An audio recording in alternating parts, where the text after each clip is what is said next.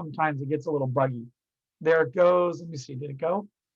Yes, it is. It's recording. Excellent. Okay, guys, welcome. It's good to have you guys all back. We're going to start working through some of your thumbnails right now. Excuse me. Your transition from thumbnails into rough drawings, taking a look at some do's and don'ts and how we can maybe fix or alter some things. Okay. Aaron, you want to tell me about what you got right here? And questions or concerns you have? Well, yeah, this first one up above, yeah, it was two roughs. It was with two different environments just to see how they will look with some similar props. But so far, I like the one on the top, the best. Right Okay. now, my only concern it's is it seems a little cluttered, and the scale of the props, especially in the background, they're a little similar in scale and shape. Okay. There's a couple little tiny things happening in this. Let me point them out to you really quickly. And then that way they might help you or get adjusted. You basically have a 1 point perspective drawing because that is Mhm. pretty horizontal and that's pretty horizontal. But then you immediately transitioned and you started tilting the floor. Do you see it? Yeah. And what's happening by doing that is the majority of the drawing is still in that 1 point. I would probably keep it in that 1 point, and I would probably keep your floor tiles like this. And if you get a little further out, you can maybe start to tilt it just a little bit more like that. But Okay. got to be very careful there because what happens is once you pass this line about right here, instinctively, you as the artist, knowing and understanding that you are out of the cone of vision, you immediately started putting these items going to another set of vanishing points. So if you were to follow in off your horizon line, that goes to a different point, that's going to a different point, that's going to a different point. You see it there? So, Yeah. and that's, you can get called out on that in perspective land if you were, your goal is to put work in a portfolio that no one ever questions it at my level or someone who's been working in the industry. So what I would do on this is just, I know it might seem funny, but I would just keep that horizontally across and bring it down. Same thing here. I would keep that sort of horizontally across. And then when you get to here, I know it's going to get really, really sort of distorted because you have that angle. And now we're so far out of the cone of vision, we're getting this really obtuse angle in here. But you know what? That's just fine. At least if you wanted to, you could lightly start to maybe tilt it a little bit like this, just slightly, Yeah. and then it would be okay. But someone's going to catch that angle, and that angle in there because they're all a little off. Okay. Okay. One other thing that does happen in 1 point, I'm going to have to draw this right over here and sort of zoom in, and we might have to fix this and adjust it. In 1 point perspective, and this is just common the way that 1 point is, because all the Mhm. horizontals being horizontal, okay, you can have a chair, and that chair, let's say right here, it's about this tall. Okay, there's the back of that chair. All right, if I come out and draw that chair further out here, one of the secrets about 1 point is that the chair is going to intersect in the same place that it does here. So right now the chair, oops, excuse me, I meant to do that in red. The chair is intersecting right there. Do you see it? Yeah. So if I come out and measure, and I know it's a little time consuming, let's say I come out right here and I draw, okay, that's my chair, that's the leg of my chair. So now my perspective is sort of changed. And hold on, let me just do the base here real quick. Maybe my chair comes out like that. And then even if I measure the height of the chair and get that height in there about there, you can see in 1 point, that chair is going to be pretty much this, excuse me, my ruler slipped. It should be up a little bit more about there. Okay, so once you look at that, the one thing that you will notice in here is that your chair is being intersected. Come on, go to red. Right here, and it's pretty much close, about the same thing there. My ruler was a little off. It could be even a little higher about there. Okay, so in 1 point, they're going to intersect at the same spot. because it's crossing that relationship to the horizon line. The reason why I'm mentioning that to you is your foreground element right here of that table might be too low. Oh, Okay, we might need to raise it a little bit to get it to pull off. Now, technically, you know, if it ended here and if we were to draw through that shape, and if we were to come down here and draw that hitting the ground, and let's say we came down quite a bit, we'd have to come down about right there, match that back up to your vanishing point and come across. Yeah, it could be about there. However, though, where I'm really catching it is on this corner. When I drop this corner here and come down, your ground plane line is already at that level. So if I come back to your VP and come back in here, that's literally hitting the ground like right there. You see it? yeah. So we need to raise that up just a little bit. So there are some times when we can cheat a little bit with these foreground elements, and there's some other times when it's going to intersect and it's going into the ground. So that's actually not too complicated. So I'm going to go ahead and help you and show you how to fix that. Let me Command Z this real quick. It's actually not too bad because there's going to be just a very light perspective change. If I were to come in here and select the majority of what you have, uh-oh, that's a little tough in there. Let me see what I can do to pull that off. Okay, so if I get that in there, and then let me get this part out, that selection. Okay, so what you could do is if we raise this, would help if I'm on the right layer, which I'm not. 1 second. Sorry. Come on. Let me get my layers up, and then there I can get it over. I can scroll down. There we go. Okay, so if we raise that up to about, oh, that's where it wouldn't deselect that part in the middle, but to about there, let's say. Okay, it's going to make it a little bit more believable of where it's intersecting, and then bring that line back down where it should be. That line should have came down about right here, and then where your other wall was ending, this would have came back down. So it raises it up just a little bit, and then your back wall would be in about there. So it makes it a little bit tighter. Okay, but it feels a little better to me because now when I'm looking at it, and the angles are actually very light. I mean, if we go back to where your vanishing point is, being about right here, I'll do it in green. I think your point was right there, right? Looking at that, that's about right.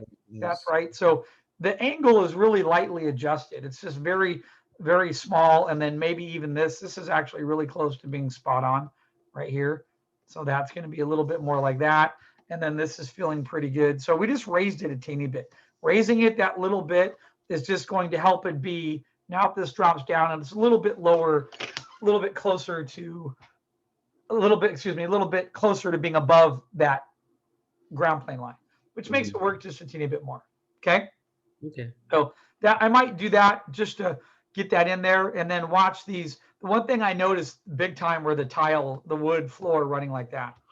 It's sort of offsetting it and throws off the piece just a little bit. Okay. And then taking a look at this guy here. So this is what I would call, we talked about this in class already. That's that offset 2 point where you basically have like 1 point there and you have another one off the end of the page. So that's working, but I just think in terms of the information, it's not as interesting as everything that you have in this one.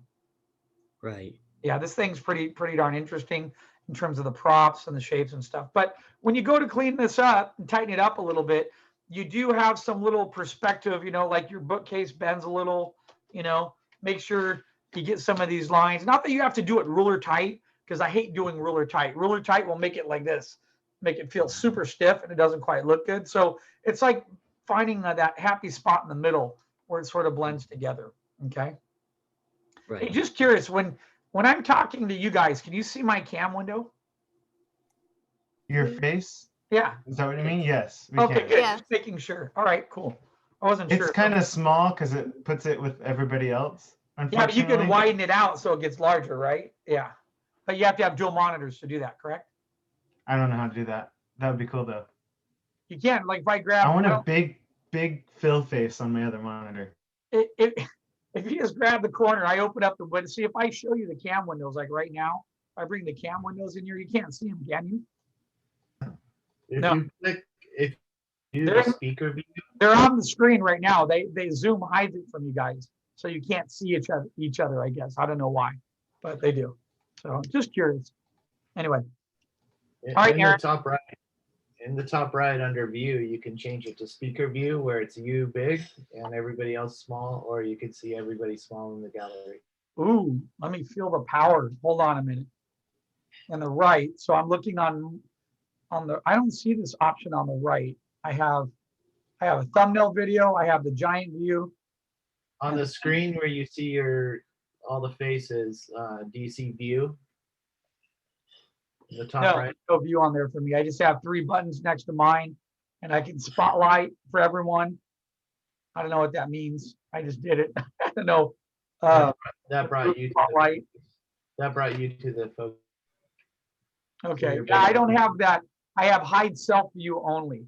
And then down below, I have another set of menu options. And it just has participants. It has a polling option. It has remote control. And then that's it. It has some other options for recording. That's all. Might be the difference between a PC or Mac. I don't know. So, yeah. Anyway, let's see under video. I have, yeah, choose virtual backgrounds, video editing. Yeah, that's all it gives me. So anyway, all right. Thank you, Aaron. Okay. Thank you. All right, my pleasure. And let's get rid of that layer. Next over here, we have Mr. Andre. Got a lot of stuff going on in there, buddy. Yeah. Which isn't a bad thing, but I'm gonna point out some things you gotta fix a little bit. You gotta get locked in. Okay. Yeah. So let's start with a couple things that grabbed my eye when I was reading left to right. Okay, one of the things is you got to fix, like, just be careful. You can't have, look, you have this bow in here. You see that? Yeah. You can stylize it by having like wood that has like a notch in it or a bump or something like that. But I remember thick to thin. Yeah. Perspective. So now it's going thick. It's going the reverse. It's going thin to thick. Right? As that recedes away, it should be getting a little bit thicker based off the vanishing point. So you need to have those little, things mapped in. If this drawer comes down, we're not going to see underneath the drawer right here. You're not going to have that other line around it unless that's interior trim. If it's interior trim, this is going to come down. It's going to go up. Hold on a minute. Let me zoom in over there so it's a little easier to see.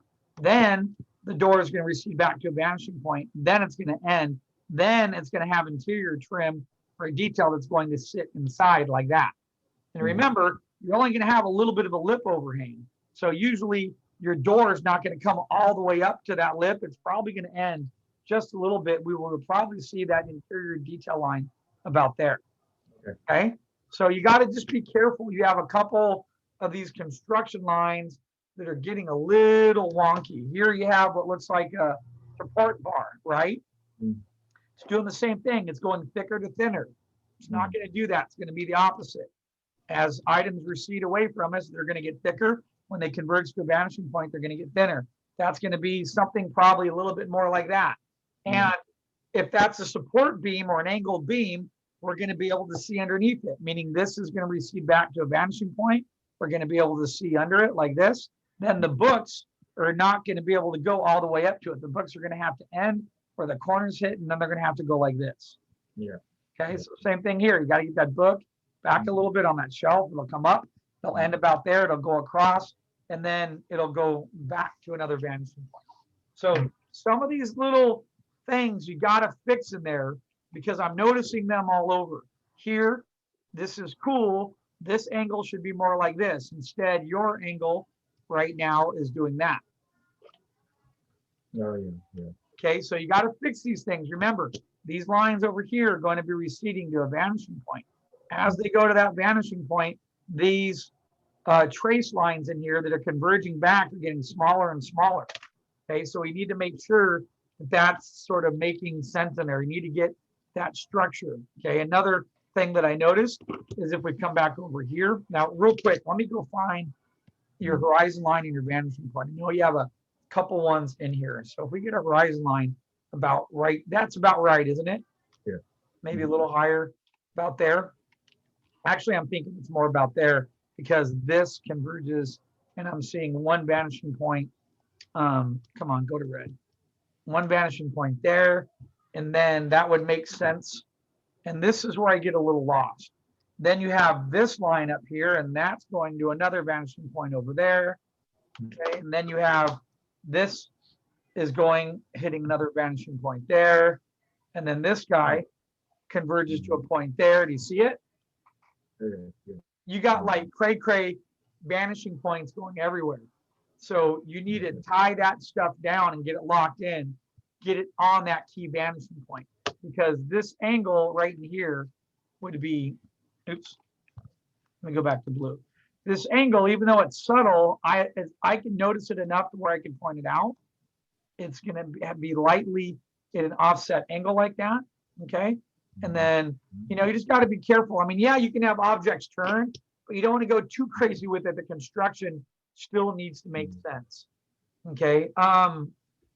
If this trash can lid here is a pinched oval right now, look at how far you are from underneath that horizon line, okay? It's not going to be a pinched oval like that. If you were to come in here, even if you were to accurately draw and figure that out and receive those lines and get that ellipse, your ellipse in here is going to be much wider, like about there, okay? You're a pretty good distance underneath that. So, and that, your ellipses aren't going to be pinched. So you have this other little guy to sort of fix there. And then we are under the horizon line. So this stack of books here, we should be able to see on top of right now, like this. Yeah. So we should get that corrected in there. This has like a little bit of a curve to it. I would get that fixed too. Come back to that vanishing point. This should have a straight edge to it, something like this. And you can make it decorative. I mean, bookcases, a lot of times they have like an edge trim like this. Then they come down with like a decorative curve in it like that. And then they can go across like so. So it can be decorative, but it does have to be correct in perspective, So you're getting everything I'm hitting in blue right now is tending to be a little bit off. So this line back here should be straight. That goes back, traces to the VP. And then we come to this side. I'll draw it in red so you can see it, then I'll undo it. Then you have that angle for the other edge of the wood there. So that's going off too. So let's come back. Let's match that up to your vanishing point. The edge of that table on your vanishing point should feel a little bit more like this, going back from your key vanishing point right there, okay? So all these items can be pushed in the corner. There's nothing wrong with that, the way that you have it, but you want to make sure that these little perspective elements are matching up and they are correct. Because remember, when you get to that higher level of drawing, it's not that necessarily you're a bad artist, but it's these small little percentages that add up. So if I'm looking at your portfolio and I see something off on maybe like the face of a character design, or then I'm looking in there's figure drawing and I see the proportions or the center lines off on the figure drawing, and then I look again and I see that in the environment drawing, that leaves me with that immediate read of this guy's good, but, and that's, you never want to be the but person, right? That's like, yeah, she's really pretty, but, it leaves that weird little pause in there that you don't know what the other end is, that the other end is, And actually, side note, back when I was younger, I met this really pretty Italian girl. And I remember telling my buddies, they're like, because they were there when I met her, they're like, did you go on a date with Christine? I'm like, I did, but she swore like a sailor. I mean, she was literally like, F this and F that. And she's just constantly swearing. In fact, her whole vernacular was nothing but curse words. And I was like, dude, I could never take this girl to, like, if we're dating anymore, like I would talk to her and she'd be like, how's your effing day? I mean, that's literally the level it was. So think about that in your work. You can't have all these things off and then have someone turn around and go, yeah, he can draw and he's got good composition, but his perspective's off. You know what I mean? This is a really great drawing. You need to fix all these little guys in blue here, just to get them sort of corrected, because, you know, you put all this effort into this piece and you want to make sure the solidity and the objects are holding together and working. These tend to be pretty good over here. Those are working pretty nicely. I'm a little confused. There were two things I was confused on that dealt with. One over here, is this drapery right here? Which one? Oh yeah, it's a drapery. So it's like a clothes hanging on the chairs. Yeah. Okay, so think about this. The chair has a curved design that connects to the round decorative spindle up on top, right? So Mhm. your cloth isn't going to be going underneath that. Does that make sense? Your cloth, if you have a cloth or a jacket, it's going to drape over this and hang down like this. Oh yeah, yeah. You know what I mean? You have it going underneath these. That's not going to happen. They didn't take off the decorative spindles and put the cloth on it. No. So that's what I Yeah, mean. yeah. Little things. And then you got to remember, look at fabric. Fabrics have point of tension. Right now, your point of tensions are going to be here and here. So as that fabric goes to sort of hang down, it's going to start to sag a little bit like in the middle. And then the fabric might come down here and look a little, you know, something a little bit like this, you know, like that. Okay. But you got to get that overlapping correctly on that chair and understand that main point of tension on that fabric's around there. Okay. Over here, I like this beam being in here. It's like this broken beam, but it doesn't make any sense to me why the beam is sitting on top of the chest, and then how this feels like, I don't know, melted slime or something. I don't know what that's supposed to be. If that's supposed to be fabric, again, that doesn't feel like fabric. So, Okay. and then this beam, if that beam's holding there, it would just fall down because there's nothing holding it up. I don't see anything under that structure.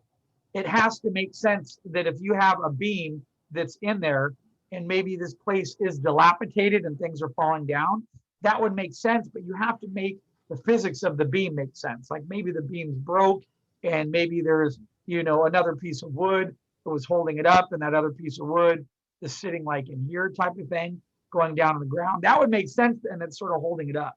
The other thing is if you look at the apex, okay, you have this elliptical shape here, that apex, that beam would slide right off of that if it was on there. There's no way it would stand on. So this is what I call like sort of the physics of a drawing that have to make sense where things have to lock on and stay in there. Okay.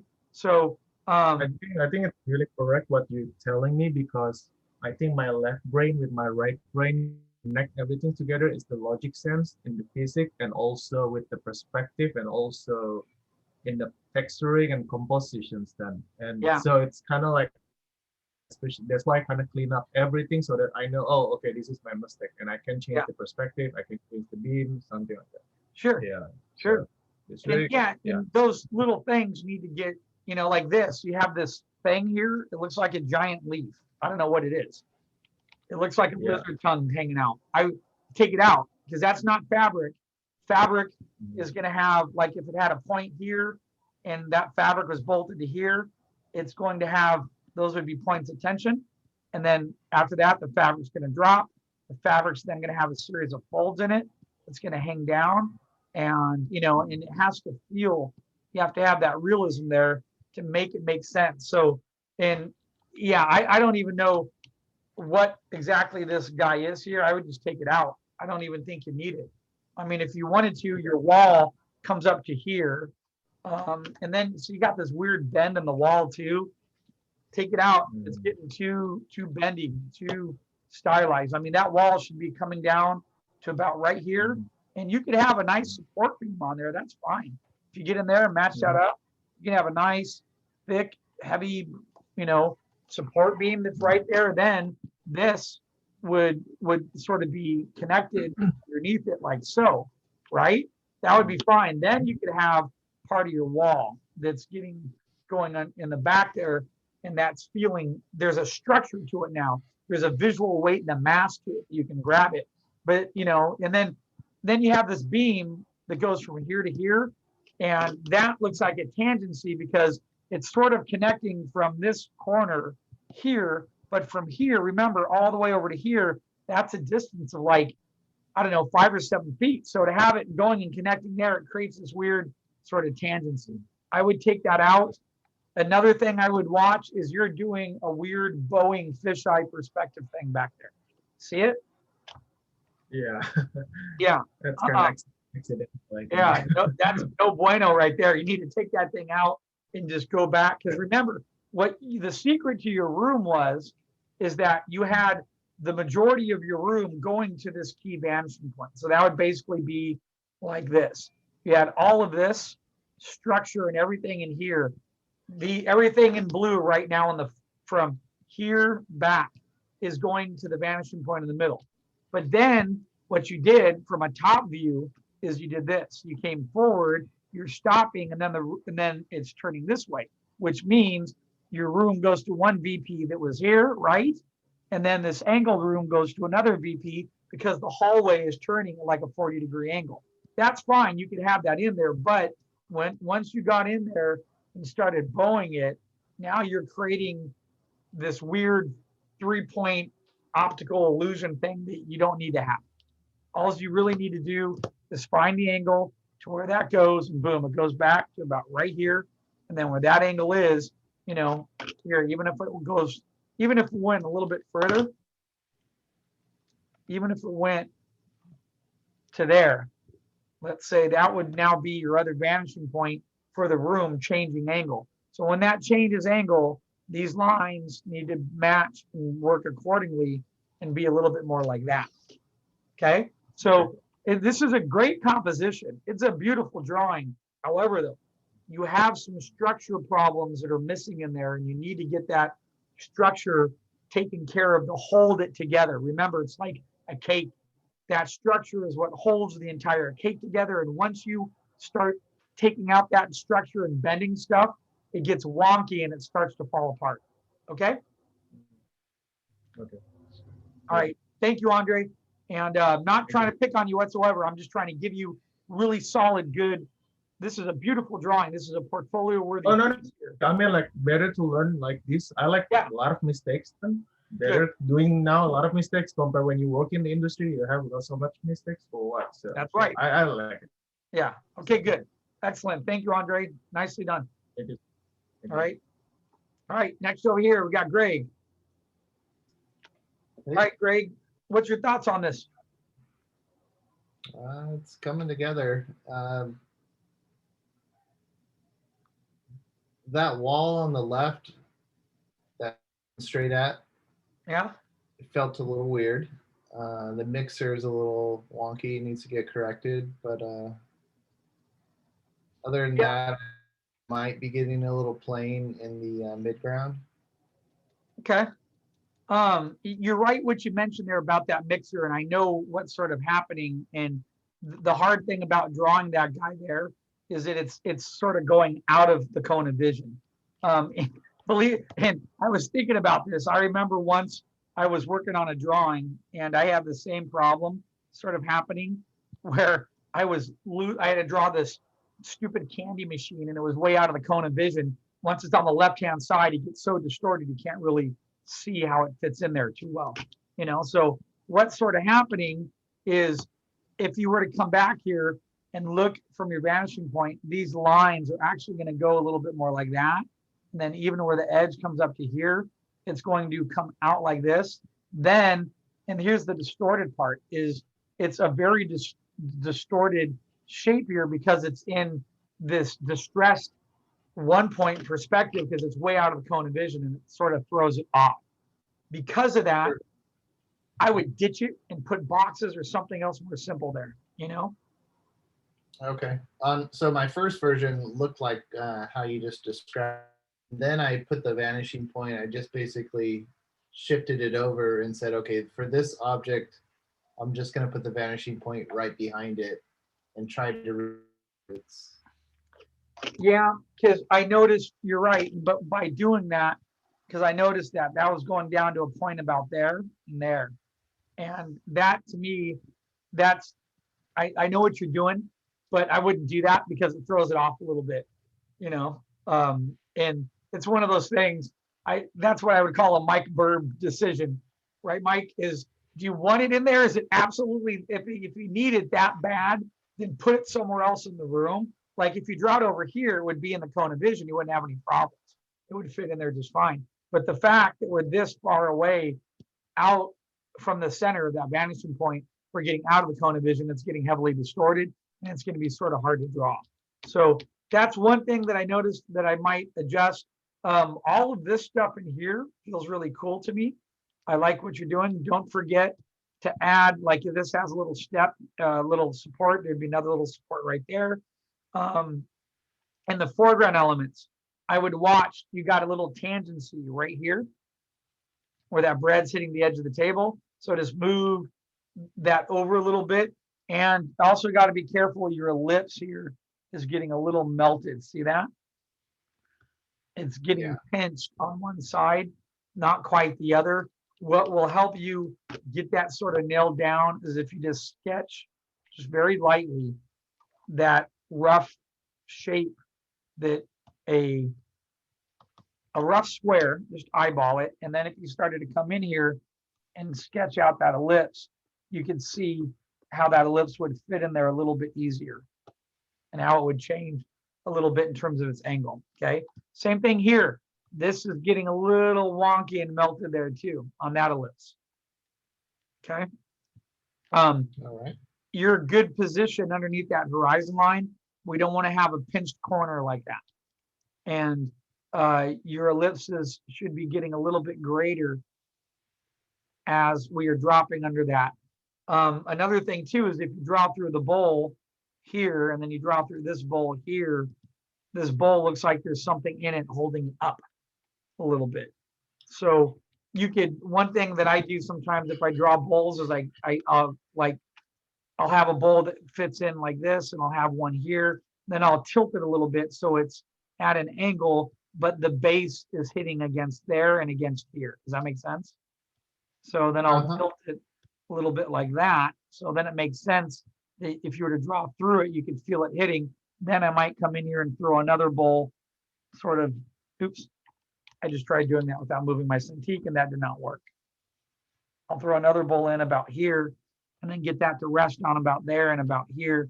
And then like you did, that spoon is a great idea because you could have, you know, an element here and maybe another element in there. There could be a cloth hanging out of that bowl. They could come down to like the ground level here, you know, and then that'll make the whole thing start to come together and give it a little bit more solidity to it. Okay. All right. So I might just adjust that.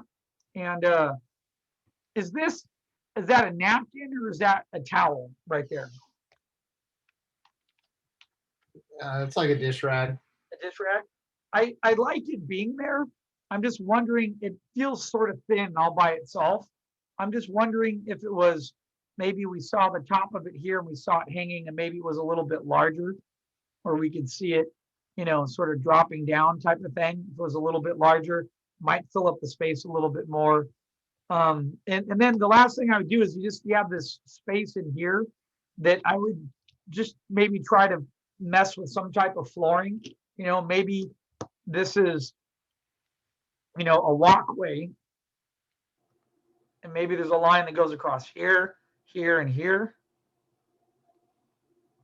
And this breaks into like a simple sort of tile, you know, and then maybe after this, you have more of a, like a tile floor that gets sort of spaced out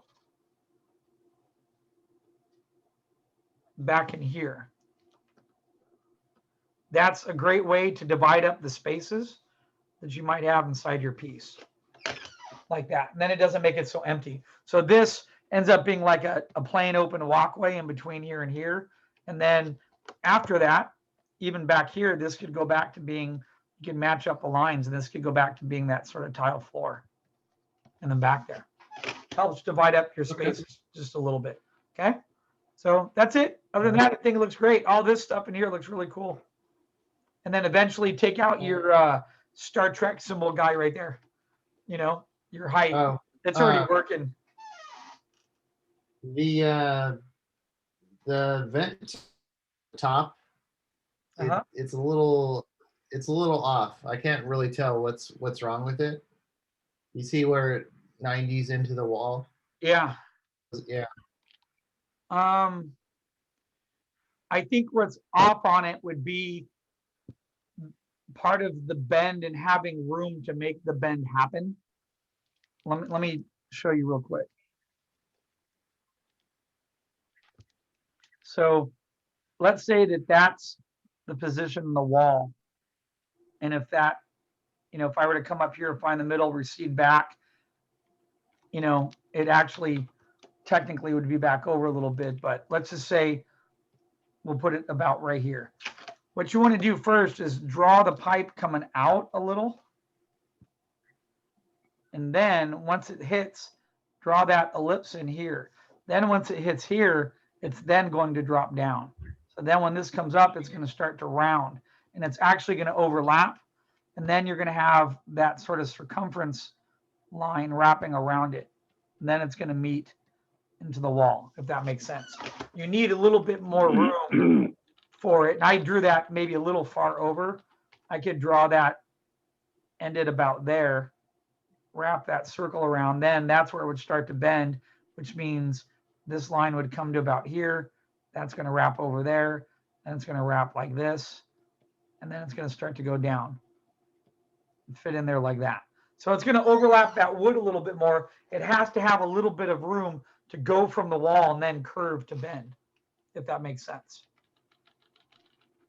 Yep. Thanks. Sure. Yeah, I'm tempted. I want to do it again now. So technically, I hate to be anal about this, but technically, if that was going to land in the center, you need to find the center of your square, draw through the shape. Now that we did that, then we could come up.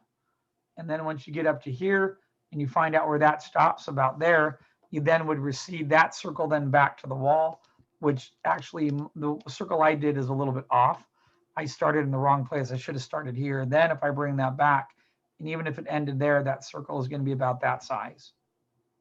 And then that would make sense because now you can see it when you draw through, you can see where it's landing in the middle of that oven. Okay. All right. Cool. What's your thought on the window here? What's on the other side of that? Is that like open to a seating area? I wasn't sure. I was going to put some bar, some wrought iron. Okay, cool. Just curious. I didn't know if we see something on the other side, like if it was yeah, it could be an eating area. It could be maybe cash registers or whatever. I just would put something there so we see that that's a window or whatnot. Okay. Yeah, and then All right.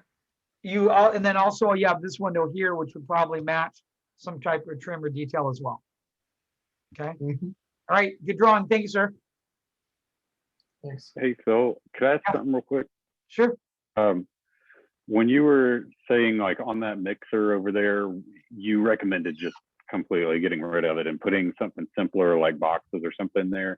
Yeah. Is it like if an art director is reviewing your portfolio, did they ever think like this props are too simple, like boxes are too easy? I wish he would have put something more complex like a mixer over there. Like, do you kind of lose points with art directors by having props complex enough to show that you can draw them, or does that not really matter? I wouldn't say that you lose points, but anything that you draw, see the problem with drawing this over here is it has to start out straight and then curve. And it's so distorted, it's going to look more like that, or you're going to see a light curve in it. So to get that on there and get that absolutely right, it can be pretty difficult to get that all the way in there. It's going to look a little bit more like that. But I always come back, and I was just talking about this in my perspective class this morning, R243. Don't put ellipses in when we haven't even talked about ellipses and you don't even know how to do one point yet. It's like, you know, you got to simplify some of the props sometimes.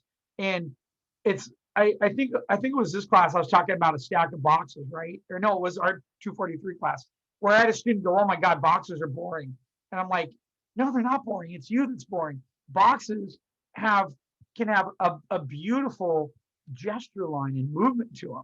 You just have to be able to get in there and figure out, if you have, in variation of shape, you might have a box that's here like this. Then you might have one that gets a little bit smaller. And then, but remember, you got to pay attention to part of that gesture line in there, because then when I get up here, I might decide, actually, I like it even going something a little smaller and thinner like this. And then I might come over here and have a larger box like that. And you can also create visual weight with boxes. I can have one look like it's sort of just dangling on the edge there, making it look like the whole stack could possibly even fall off, So you could get gesture lines and get a nice loose feel to your boxes by variation of shape, by moving them around, and then I think it was the Art 243 class. Then I talked about once you get that done, come in and then overlap something on top of them like this. You come in here and put a tall box like this. And then that overlapping that becomes visually appealing. And then you have all these boxes there. And we're not even done. I can still overlap this. Then I erase this corner here and come back into that. Throw another box sitting out in front of that one like that. So now, those boxes are appealing. They're different shapes, they're different sizes, a little bit of movement to them. So I think, like, because you and I were talking about this weekend when we were chatting for a little bit, overcomplication. Sometimes we think like, oh yeah, I want this prop to be in there, but then you overcomplicate it and then it ends up pulling more from the piece. So it's just about, is the drawing right?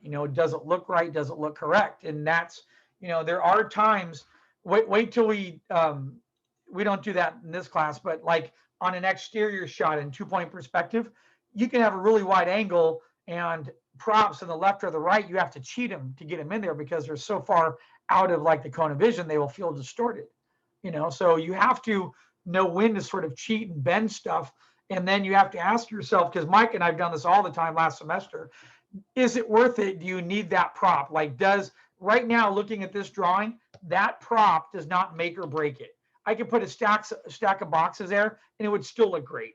But if it was a story element or it was required, what I would do is I would reposition that somewhere closer in this little circle where the cone of vision is going to be happy and where it's going to work. Okay. I'm still sad about part Okay. 2 of my Superman story. What was that, Mike? I said I'm still sad about part 2 of my Superman story. It was so great, but it was another story. Yeah. Destroying people's dreams and telling them they couldn't do things because you would have never finished it, dude, because it was. No, there's no way. There's no way.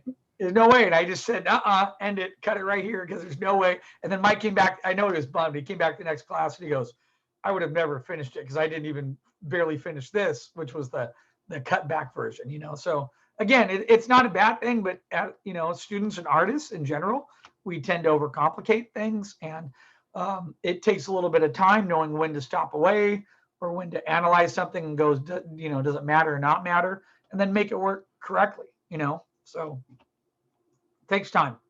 Anyway, so all right, let's move forward here. Haley, it's looking good. Yay! You added some things in here that really made it work. You did a couple things I really like. You added some nice grouping to the shelves up there, like I was talking about. Mm-hmm. Those sort of work together quite nicely. This looks cool. I love that. That was a great idea because it's funny, as I saw one of those this weekend at a hardware store. They had these feed carriers for animals and for backyard stuff. It's like a little wheelbarrow type of thing. So that looks great. Tipped over like that. Perspective looks good. The ellipses look good. I think it's a nice little drawing, and I really like how, and I remember talking about this before with Haley, like even though an English saddle might be an English saddle. Okay. The majority of people looking at this are not going to go, that's an English saddle, or excuse me, it's too big. They're not going to do that. They're going to look at it and go, is it a saddle, and does it make sense? You made this a little bit beefier, didn't you? Yes. It feels a little thicker and heavier. And because of that, it adds more visual weight and it feels anchored down, and the silhouette reads a lot better on that. Okay. Yeah, it's quite nice. Yeah, I think it looks great. Yay. What are you thinking about doing for the window back here? I was thinking of either putting a tree over there because I don't really know like what to put. So it's just having like branches or something. Okay. I guess I was wondering, like, were you thinking this window might open? Like, would it have a, hold on, let me find your VP. Your VP is right about there. Would it have a slide mechanism on it where this would be like separate window here, and then we would see underneath that window, and then there would be like a bigger window behind it type of thing where it slides up and down? Or would it be, or here's another cool window you can do. It could be one of these guys that on the outside here sort of connects like this, and it's open. Oops, it's open like that. And then there's like these little lines on it. And then it has this little mechanism bar thing with a little twisty thing. So you That would crank be it, cool. and then it opens up like that. Does that make sense? Yeah, So it could be one that of sounds those. cool. Yeah, I sort of like that one too. And it fits in there. The only little comment I would give you is be careful of this ends right here. Do you see that? It almost hits a tangency right there. Bring that little tip maybe the other way so it doesn't get so close. And then you almost have a tangency right there too, Okay. where the bottle's hitting that. So that's an easy fix. All you got to really do is just, you could actually scale down that bottle just by a very small percentage, and nobody would ever really notice the difference. So if I were to take these props that are in here like this and just scale them just a tiny bit down, if I were to take them and just go squash them down a little bit and then drag it just a little bit like that, now it's not creating a tangency, and it'll read really nice when you go to light it. Okay. Okay. All right. Looks great. Very nice drawing. Very nicely done. Thank you. Okay. Excellent. I did have one question. Sure. So the ellipses on the lights, those look okay, right? They're a little messy, but This one was looking pretty good to me. Let's go double check them just in case here. If we come back here, let me just get your VP in there, find out exactly where you're at. Boom, you're right here. So if your horizon line's there, and if you come up, this one in the center was looking pretty good. It was a little wider, but then the ones to the right and left felt a little bit more. See, that one feels pretty good to me. That feels like a square, like it's a pretty good shape in there. Mm-hmm. I think that you can maybe go just a hair wider in there would be fine. But then, but this also can be the perspective, is that then when we come over here and draw a line going across, and I can see you figured it out, but see the top line might be a little bit more over there. And then when we get that line in there like that, it tends to squash it a little bit. And this might need to come out a little bit more in there, just like that. You know what I mean? But it is starting to get distorted a little bit, because you can see the square that the ellipse in is getting quite distorted to the far right side out of that cone of vision. Right. And that's a little bit of a cheat. And then that's why here you're starting to get an axis going that way. Do you see it? Yeah. Yeah. So I would cheat it, because let me Command Z and go back. This is what I would do.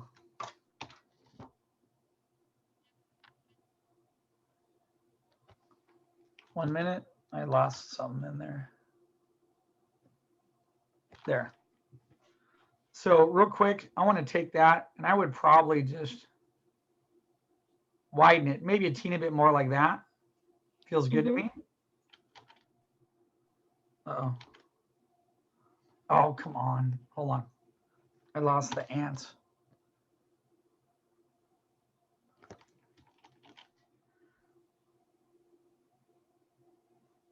And then I would just paste it over like that, maybe stretch it just a teeny bit because the square it's in is getting a little stretched, right? Mm-hmm. And then I would copy and paste that one and bring that. You can see the difference, how much more that's tilted. And then I would bring it over here a little bit and maybe just very tiny stretch it just a teeny bit more and put it in about right there.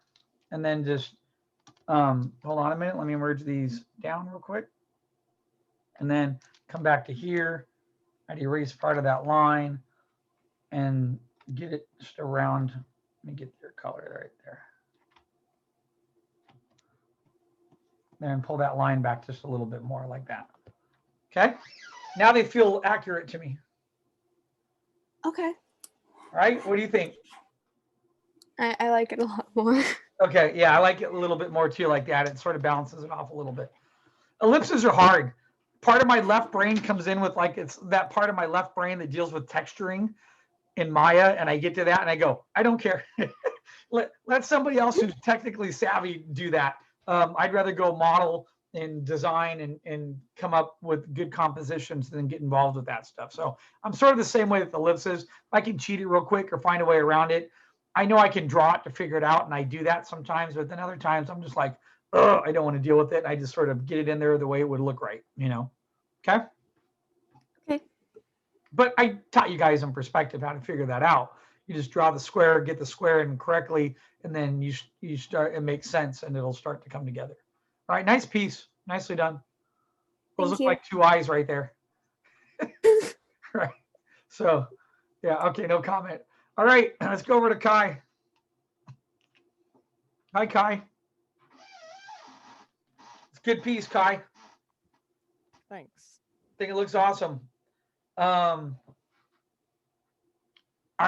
Just curious, Yeah. are you going to paint that in tone with outline? Excuse me. Is it a trick question or? Because, well, this is why. If you decide to keep that line, you are probably going to have to consider thinning down some of the line that is Oh yeah. that's in all this circle right here. Might need to be a little bit thinner if you go to tone with it. Okay. If you decide to completely lose the line, which is a lot more work going to tonal, then, you know, you'd be fine because you'd lose the line. You wouldn't have to care. So even these bold lines, depends on the shadows, could haunt you a little bit and be a little too thick in tone, but it's all right. It can still work. I know your talent ability, and I think it's going to be, the drawing looks great. And I think it's going to be a great piece overall. Just curious, how is this head staying afloat right there? Yeah, I forgot to draw the. What is it that holds it there? It'll be here on Wednesday. Just have a little thing like that, and you could have a little hook in the top of the door or something. You know what I mean? Okay. Yeah. Other than that, it looks awesome, dude. It's a really nice piece. Yeah, it looks like something for Disney XD. You know? Thanks. It looks really cool. Yeah, it looks like something I'd see on Disney TV or Starlight Show. So it's really nice drawing. Good work, Kai. Thank you. All right, don't see any major problems or any perspective, anything like that. So nicely done, sir. Thank you. Thanks. All right, next. Miss Kayla. Yep. Hello. Hi, Kayla.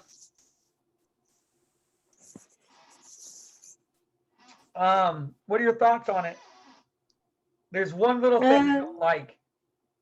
Sure.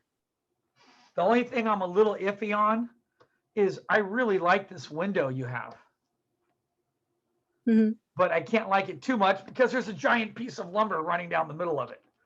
So I'm wondering if we found a way to move that lumber over out of the view of the light. Okay. Was that there before? Yeah. I don't think Sorry. I remembered it. Huh? Was it? Sorry, I guess yeah, it was. I didn't notice it before as much. Yeah, and I'm not trying to be really picky. I'm just wondering if there's a way. because I really like that window. I think that window adds a lot of character to the piece. Mhm. And I'm just wondering if there's a way to maybe trim that off or move it over a teeny bit. Like what if this had a,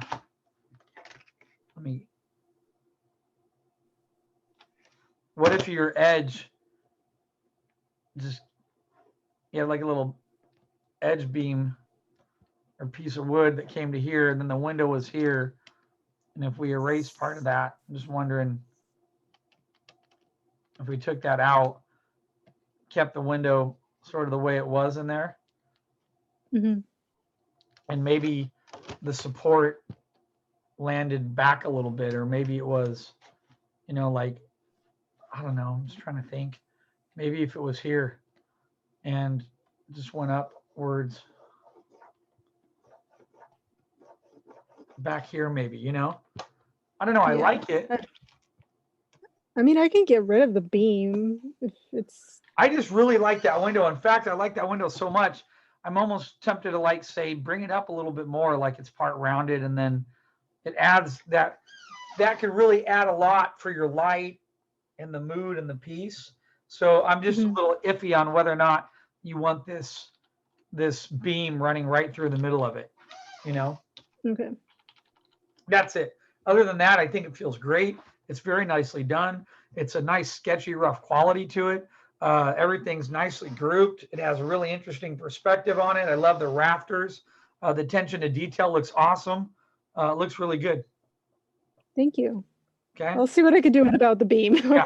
Just that one beam. I don't know why I didn't catch it last time, but I'm looking at it now and I'm just sort of like, yeah, that nice window. And why does that beam bug me so much? Or I'm wondering, what if the beam came back here into the foreground, and then we had a cross support going across here, and then maybe you widen out your frame a teeny bit, and maybe there's this huge support beam, and then where you have that jar here, maybe there's another like large jar or something on the side here, Yeah. like that. And then the beam, you sort of have this huge beam sitting here, because then prospectively, if this were to tie into this beam, if that ties into your foreground elements when you go to tone, then it leaves, see how that sort of frames your composition a little bit better, and it ties up to the foreground quite nicely. Yeah, that looks good. I could play around And with then that. it creates a lot of depth, where now from here to here is wide open, going that way. And that's what interests me, is seeing that distance from there, with that window being sort of open in there. Okay. Yeah. Cool. Thank Nice you. work. It's a great piece. Can't wait to see it in tone. Thank you. It's going to be awesome. My pleasure. All right, Lynette. Lynette, the structure of the room feels great. I already saw the one you did with all the props in it. So yeah, just throw it all together and you'll be fine. I basically spent the week trying to get the perspective right on this room, because it's a lot. Yeah, there's a lot with the angle in there, the little wood strips, and all those little goodies taking place. And everything looks fine, right? Yeah, I hate to be picky, but there's one or two things I might be picky on. That's fine. Go for it. Let me show you. Because I was just up in an attic running electrical, okay, for ceiling fans. And these little beams you have that go across here, right here, they have a thickness to them. So if you find your vanishing point, let me get it real quick. So if your VP is there, and that's your horizon line, you're going to be able to, let me zoom in a little bit more for this. Even if it's really thin, you're still going to be able to see, let me do it in black, like this edge in here underneath it. Does that make sense? Yeah. And it would be more like right here. It'd be like there, really thin. You should be able to see that little edge in there and there. Because it's like a 1x3 board. And that's what you put roof, they put those up going across because then you put the shingles or the wood on top of it and that screws it in because these are what they call the main rafters or supports. And then you put those and then you screw, that's what holds these other long boards on top of it. So I know I would see under that edge, just like I can see under that edge here and see under here. And then you did all the window details, excellent. So I might just throw a couple lines like I did there under a couple of those. And most of it will probably get covered by the props. And then what happens here between, you have this pattern here, but then right here, what happens right there? It's just regular. I could show you the, what is it called? Because I used a reference and it was like, I don't know how to describe, because if that's the wood that's like lying, wait, I can't show you, sorry. Sure. Here, I can enable screen share. Okay, give me a second. I need to go find it. Okay, no, go ahead. You don't have to do it right now. I believe you. But here's my comment is that this, well, okay, this looked like it's a totally different pattern compared to what's here. You know what I mean? Yeah, and it was in the. It is? Okay, I sort of see it here now. Like there, it's cross planking, and then after that, it changes and becomes this other pattern like here, you know? Yeah.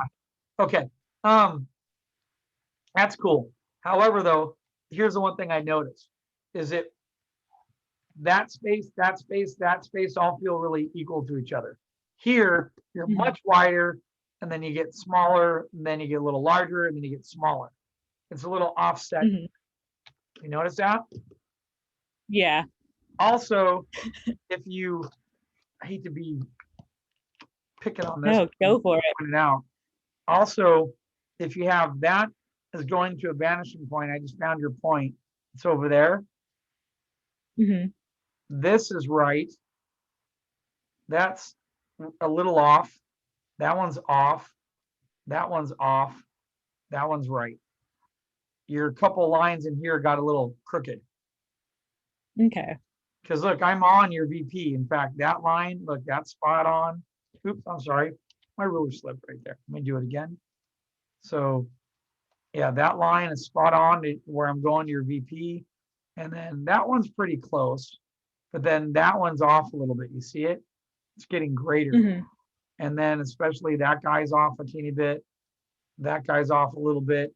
I just noticed a little bit of those lines being off. That's it. Everything else feels great.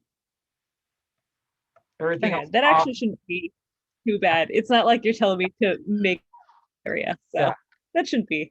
Yeah. You know what's funny is I've had those teachers once before in college where I had a teacher once, and that's where, you know, teachers are full of crap when they look at your work and they go, you know, it'd be better if you just redraw it in a 2-point. And you're like, what?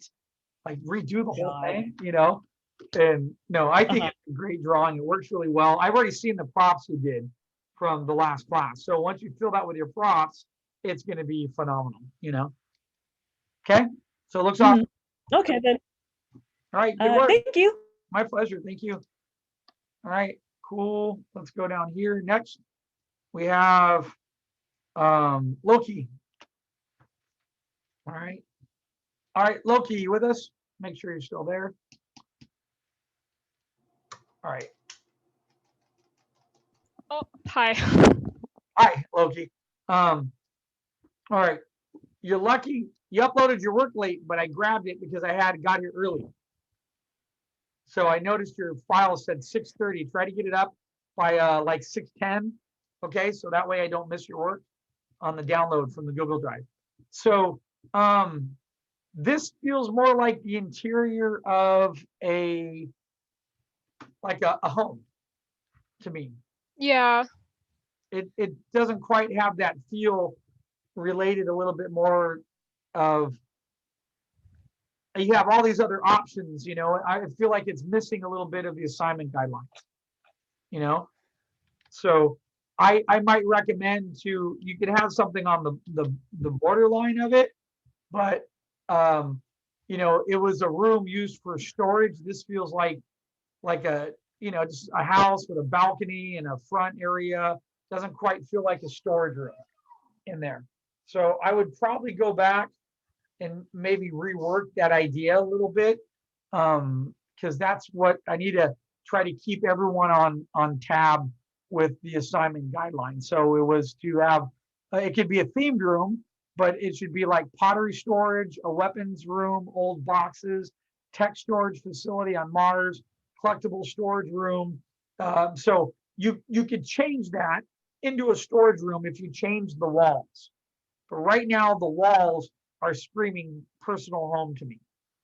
Because that's, you have the home walls, you have the border trim on there, going like this. You have a change with, what I'm trying to draw. You have like these little border edges right here on the wall. You have hardwood floor here. This feels like a back office back in there. It's not quite feeling like a storage room to me. So I might go back into that, re-sketch it, redo it. We want to get that feel definitely like everyone else is sort of on. Okay. Okay. All right, cool. Yeah, this is more like, I feel like I'm on the second story of a home and I'm looking down a hallway and there's an office there, So I think an easy way you could fix this is there's a couple things happening here. Number one, remember we did those prop sketches. So props associated with the storage room, they're going to be stacks of boxes. They're going to be, they could be large crates. There could be a bunch of chests. There could be different boxes that have been moved. Anything you put in storage, lots, and that to me is the pivotal thing that I see one chest in there. It feels like something I would see like in a normal hallway. So what I would do is the other thing is nailing down. Remember I did that demo about the room itself.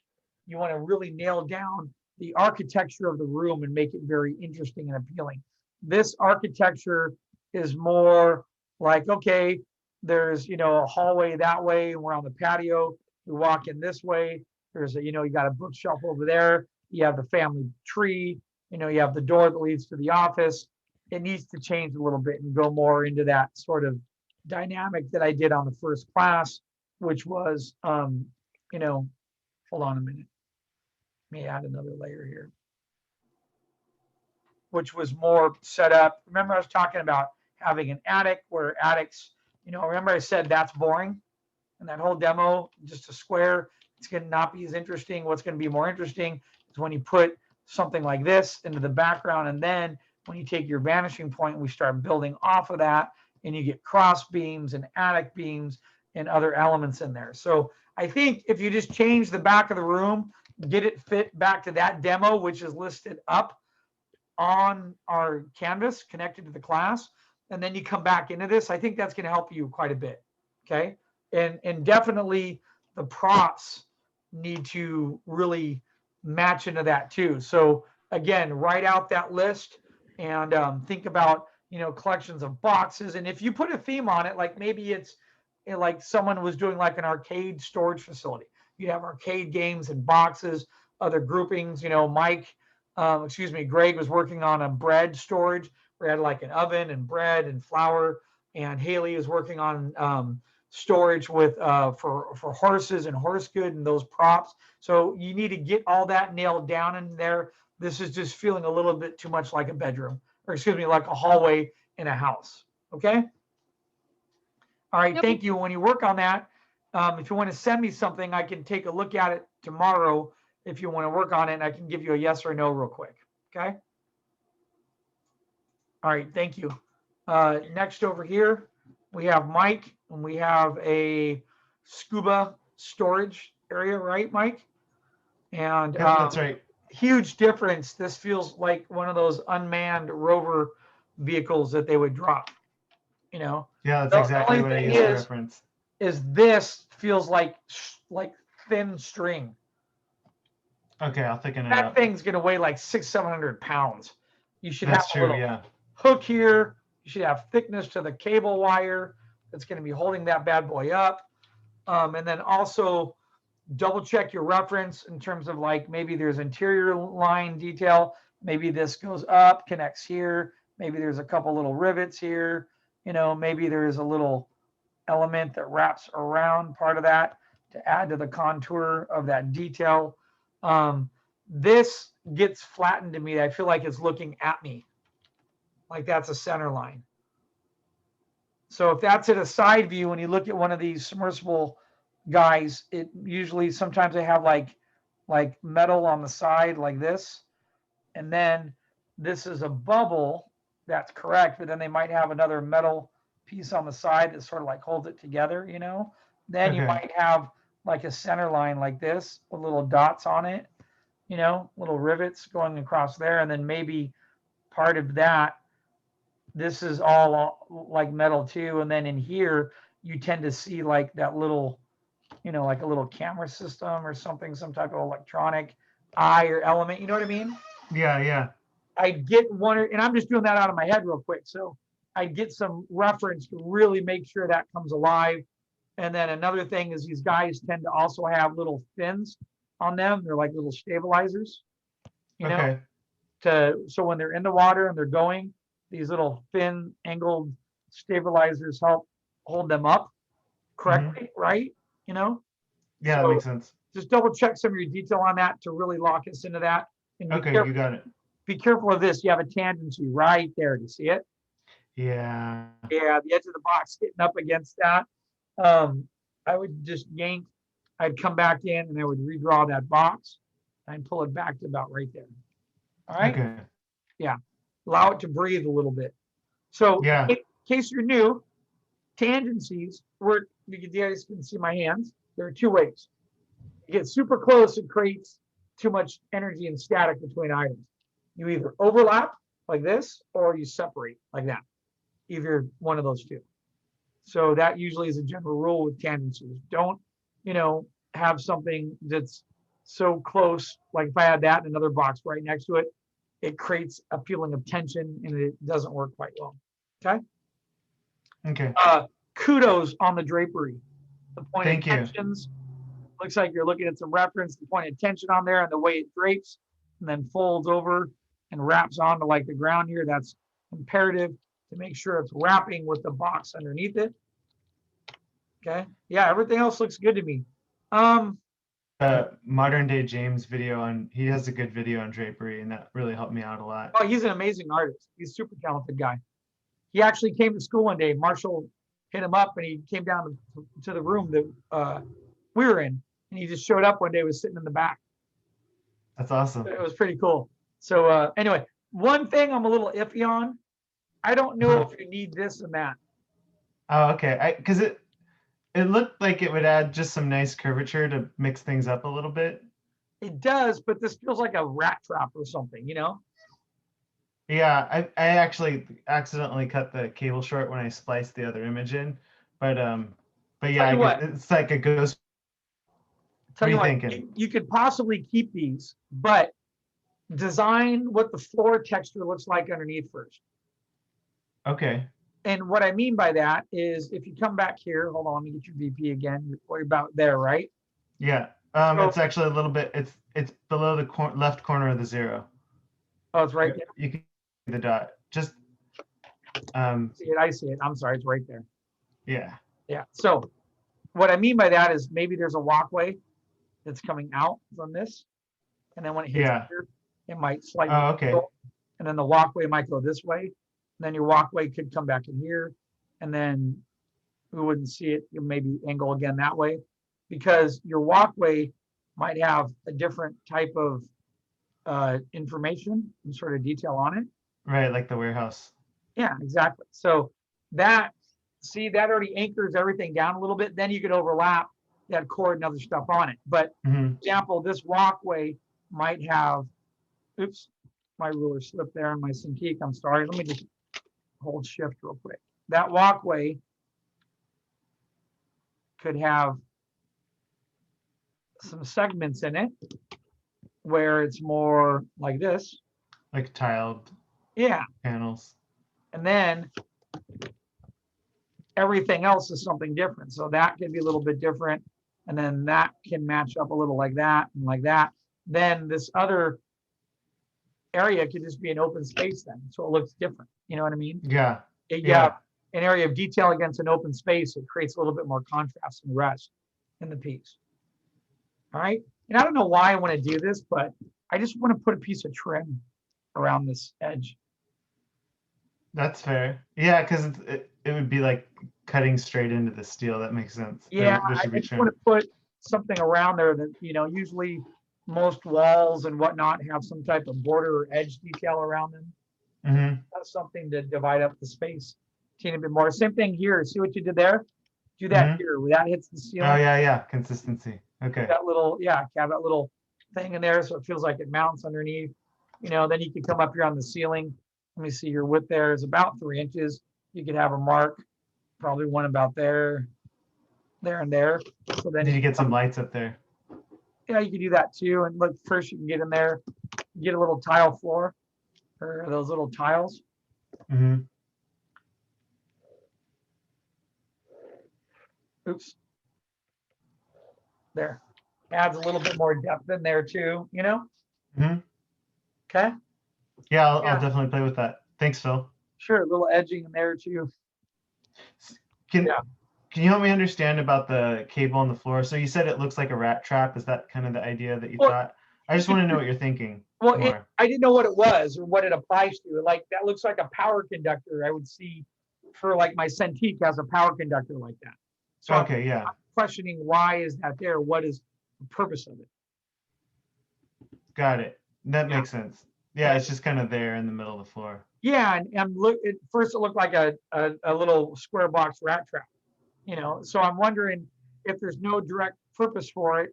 I know it's to fill up space, but maybe I like the idea of maybe power cords wrapping on the ground. Maybe you're charging part of part of the battery in this underwater vehicle instead. Yeah, that makes sense. That makes sense. I would rather do that. In fact, I might come up here to the back wall and make Plug it in. a power charge wall with little ports, and there Yep. might be a little thing that comes like this and then zigzags this way.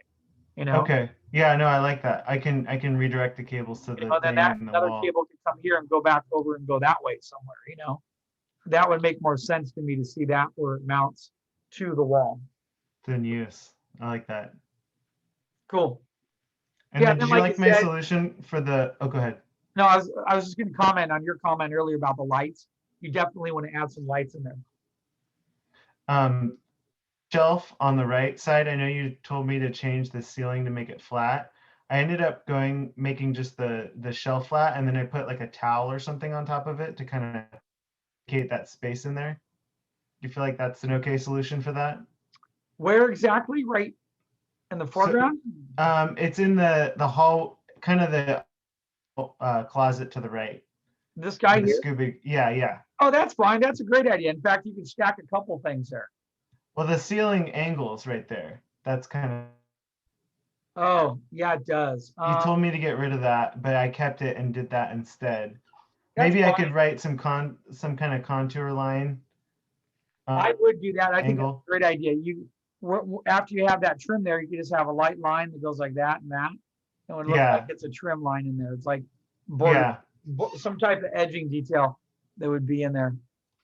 Okay, cool. It helps show the shape and the form. And actually what you could do is you could come in like right here and you could put a little light right there. That's great. With a line going down the middle.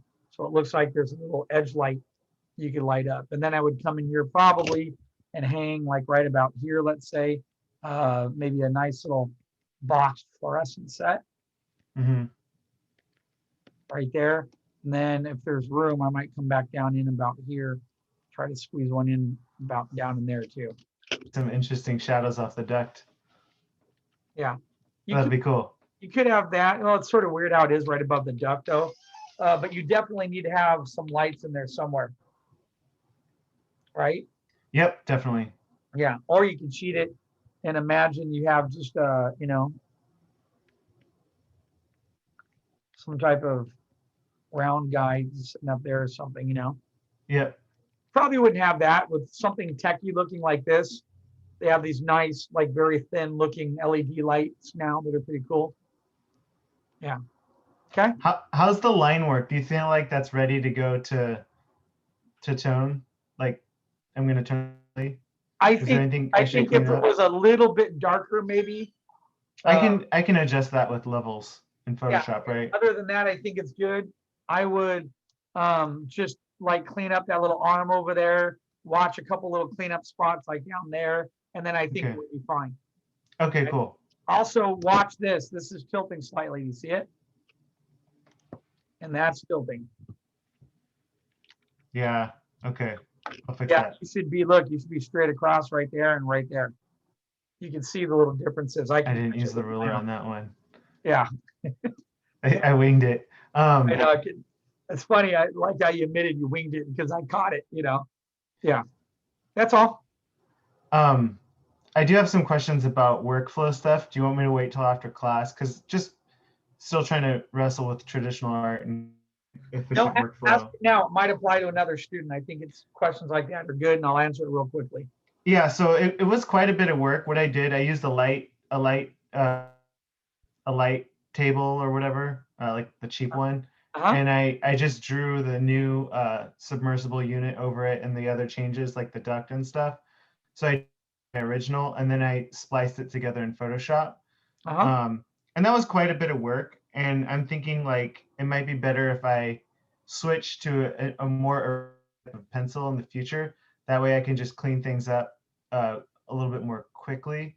What color blue did you use there from Coal Erase?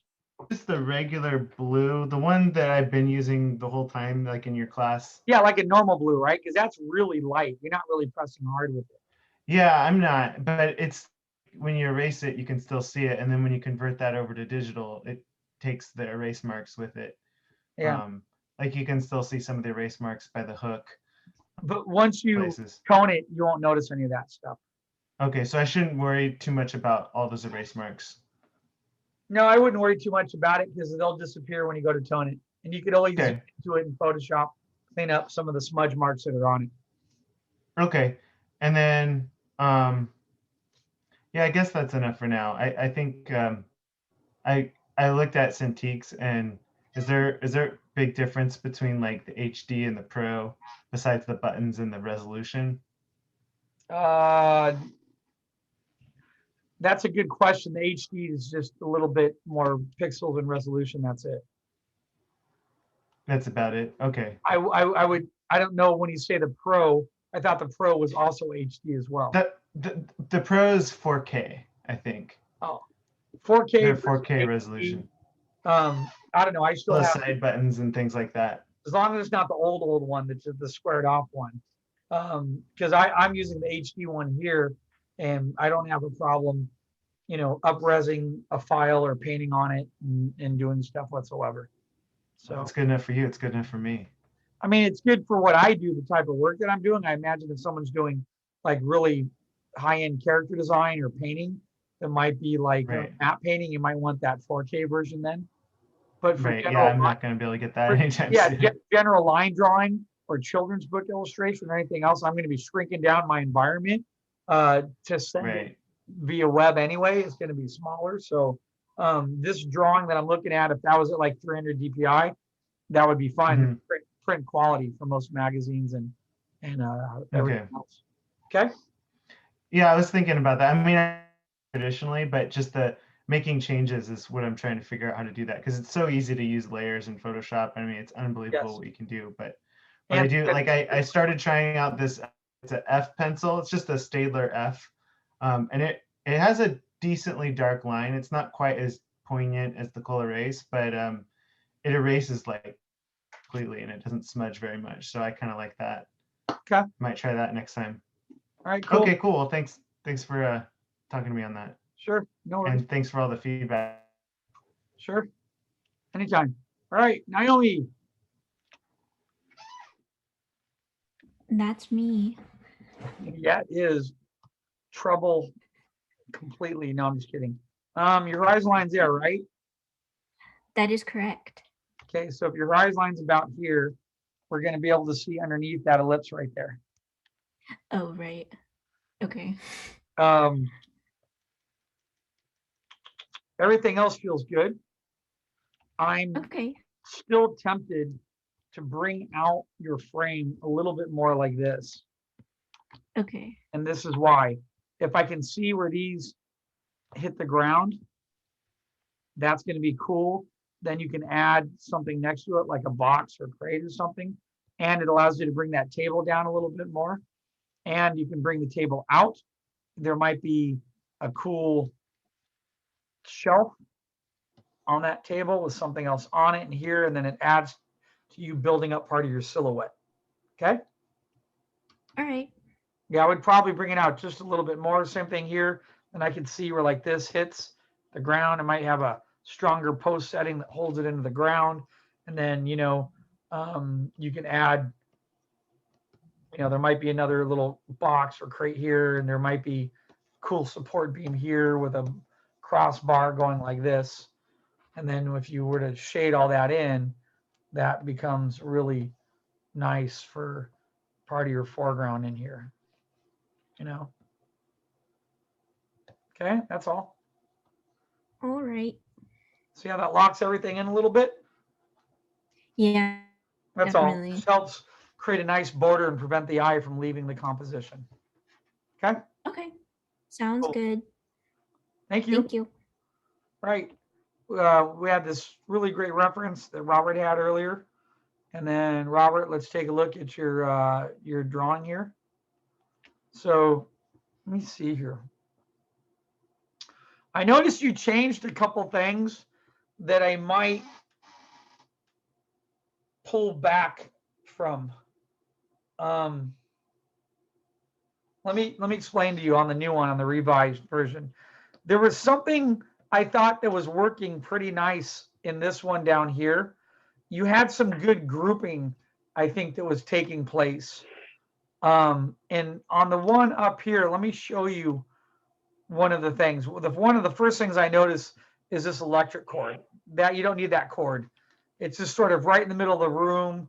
It's creating a tangency here and there that's somewhat close, and it just sort of feels like it's floating there. I don't think that's important that you need that. Then the other thing that I don't know, I liked what you had here. It tilted at an angle there because I felt like it kept me flowing back in. And this, you have it here, but then there's also this angle here. I guess that's not bad. That's fine. The one thing I noticed a difference in is these pipes got a whole lot more detail put on them, and they feel much more bent and crooked. And down here, these felt a little bit more solidified somehow. You know what I'm talking about? Yeah, I wanted to make them less geometric, perfect looking. Like I wanted them to look. I guess I was intentionally making them look a little bit rougher, to kind of cartoon them a little bit. But if it's not working, then I can change them back. I sort of like everything you had in there. I thought was nicely grouped, because let me show you a couple things that I'm noticing when I zoom up in here. Number one is you're getting this, there's some perspective and spacing issues happening here, where like you have like that space there is the same space as there. And then you have like that same space in here and here. There's a tangency hitting here. This gets zigzaggy and like a little cartoony. And then you have a space there that's similar to a space there. It creates all this sort of weird negative space around it, I guess, versus here, there was overlap. That came out, went over, it overlapped part of this other element. This came up, plugged in here. I thought it was simple. It worked quite nice. Here, all of a sudden, you have negative space, negative in there that wasn't really there before. And then same thing in here, you get a lot of empty spaces here too. I would go back. I really think that this was very nicely drawn and very done. I think you might have just overthought that a little bit. I would just clean that up and put it right in there instead, And then even down to like the carpet. Your carpet now has these wiggly like ends to it. Just keep it round. You're getting a tangency right there too. Just keep it round, keep it simple. it's a good piece. It was working. I don't think it needed some of those other things. I know you're trying to add that in for like extra elements, but I think it's what you have here, I think was working quite nicely. And I would just go back to that a little bit and, you know, because if you start putting in too much, what I feel like is there's too much detail everywhere now. You know, it's like I'm looking here at the pipes, I'm looking there, I'm looking here, I'm looking here, I'm looking there. I'm looking at the chair, I'm looking at that. This has 3 or 4 different things going on it. That's separate. You know, there's just, I'm like bouncing all around versus here. Yeah. It felt a little bit more grouped and easier to read to me. So I like the foreground. Okay. This is great. That's all awesome.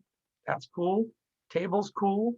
I would just go back, think, and just solidify right that stuff up there would be the best option. And I don't even know, again, like you have this thing here with wires hanging out of it. I don't even know if you need that. I don't think you do. Oh, okay. I know that's one of those vents with the thing blowing. This was fine, what you had in there. I think that was simple and easy, and it read pretty well. Okay.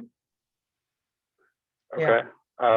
So like with the rug, I was trying to make it seem like there were some parts of it like that stick up a little bit. I felt like the first one just looked like really thin, like just a sheet sitting on the floor. I was trying to give that mass to it. I don't know how to convey that. No, I know what you mean, and I don't know if you need that necessarily, because what I feel like is you tried doing what you just described to lots of things. You tried making the pipes a little bit more detailed. You made the rug a little bit more detailed. You made the chair more detailed. Even some of the boxes feel like they got more items in them. They have, you know, you got tape on the boxes. You got an edge on the box. It's just too much detail like everywhere all of a sudden. I would pull back a little bit, let it just group and read. And I think this was reading. I mean, this grouping down here, all of that right there, I thought was excellent. I would have just left that alone. I think that works really nice.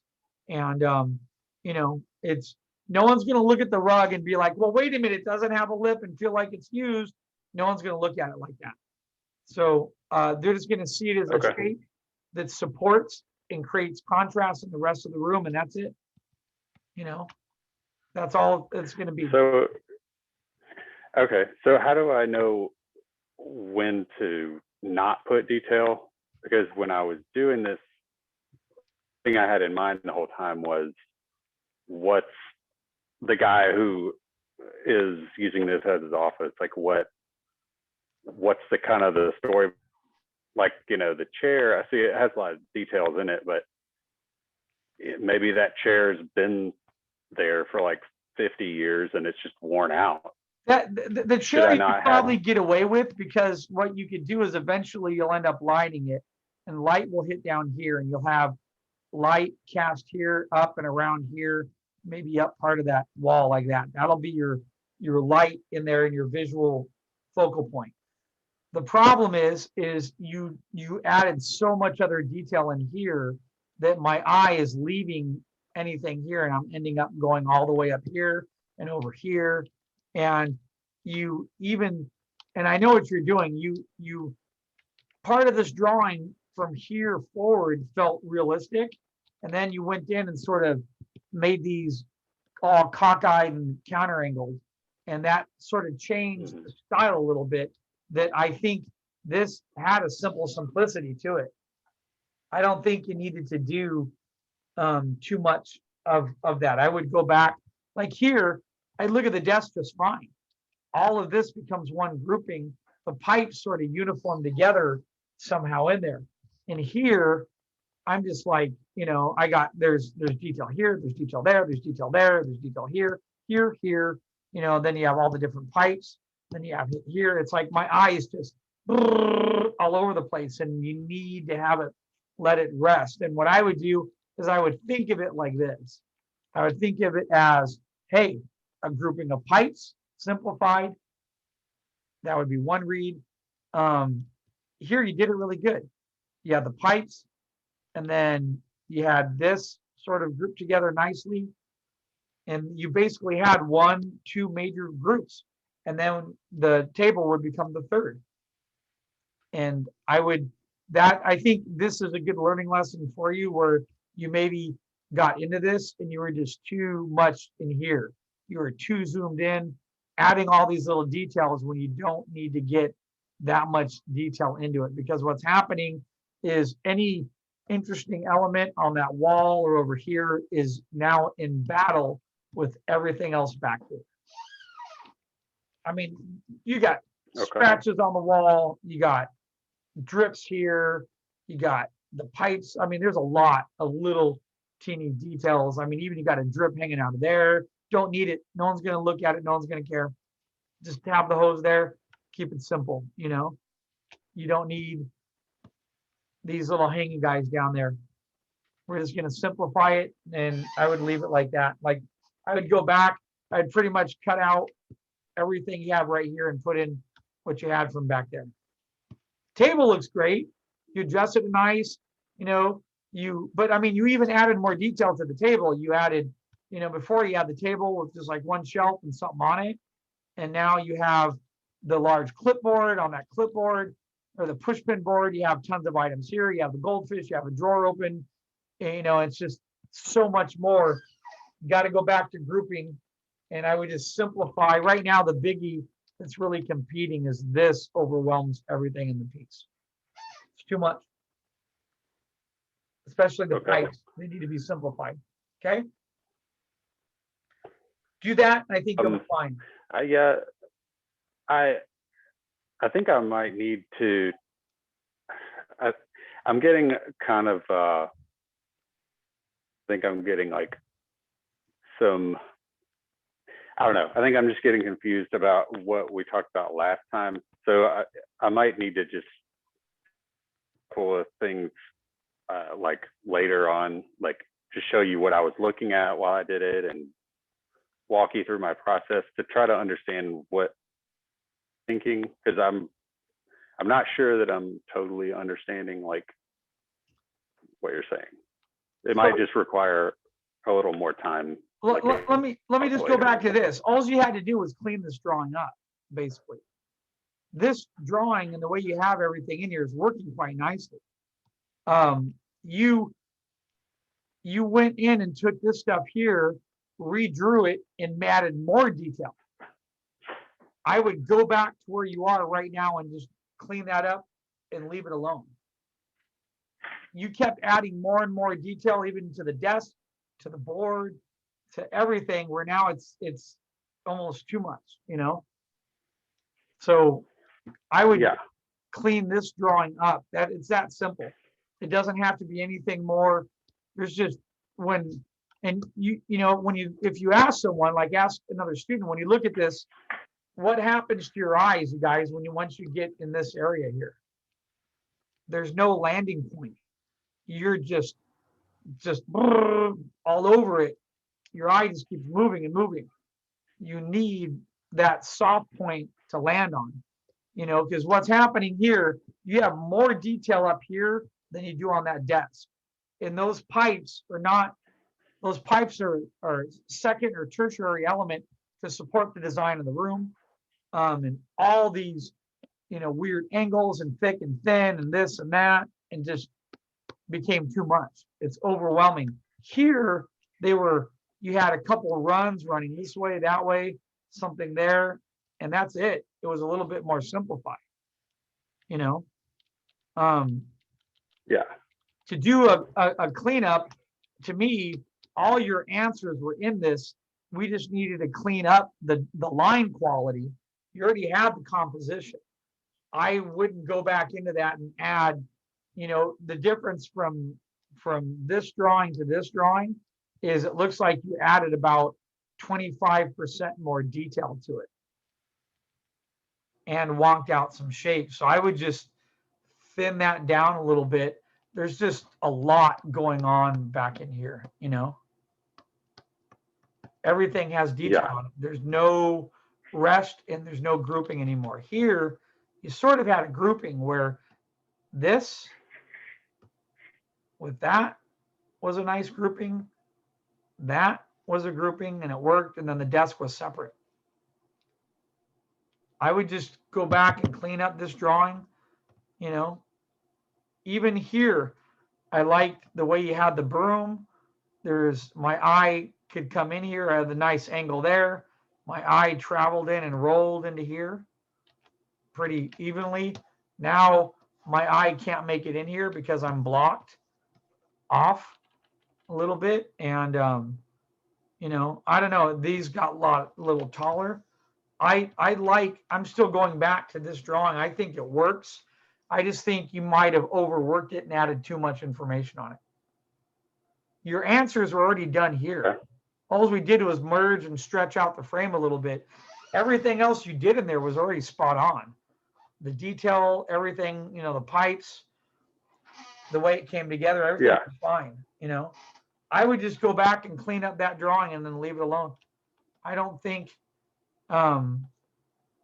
if you go back into this, you have to really think about how to work that and make that more simplified and unified.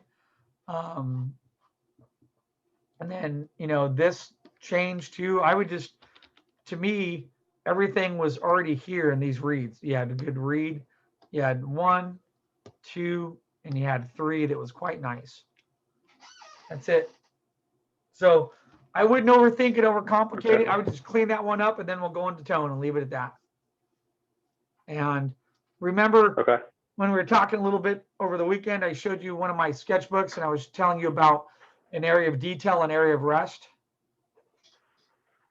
You know, it's like yeah, I remember that. I think maybe I don't understand it enough to actually do it or be successful with it yet. But well, I mean, I understand how the concept is makes it work. I'm just not sure how to apply all that yet.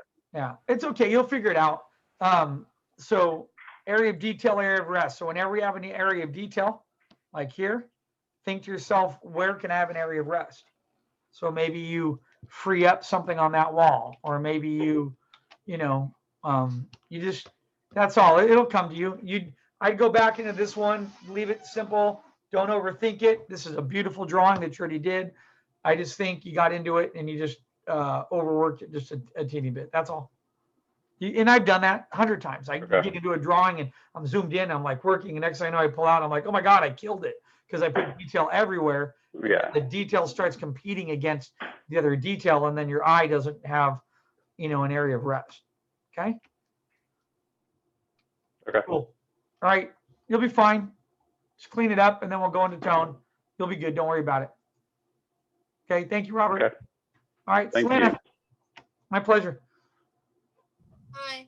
Hi, Selena. Hi, Phil. It's looking good. Watch 1 or 2 little things. Let me find your horizon line, your VP real quick. Watch the angle of that. Okay, that was a little off. These swords tend to have a holder on them. If you look at Japanese swords, they have a nice, samurai swords are handmade. They're beautiful works of beautiful instruments, you know. They tend to have a nice holder or something that holds it up. Okay. That's really about it. Everything else feels pretty good to me. Okay. All right. Okay. Yeah. Excellent. Thank you. Sounds. Did you have any other questions? Are you okay? I don't think I have any questions. Okay.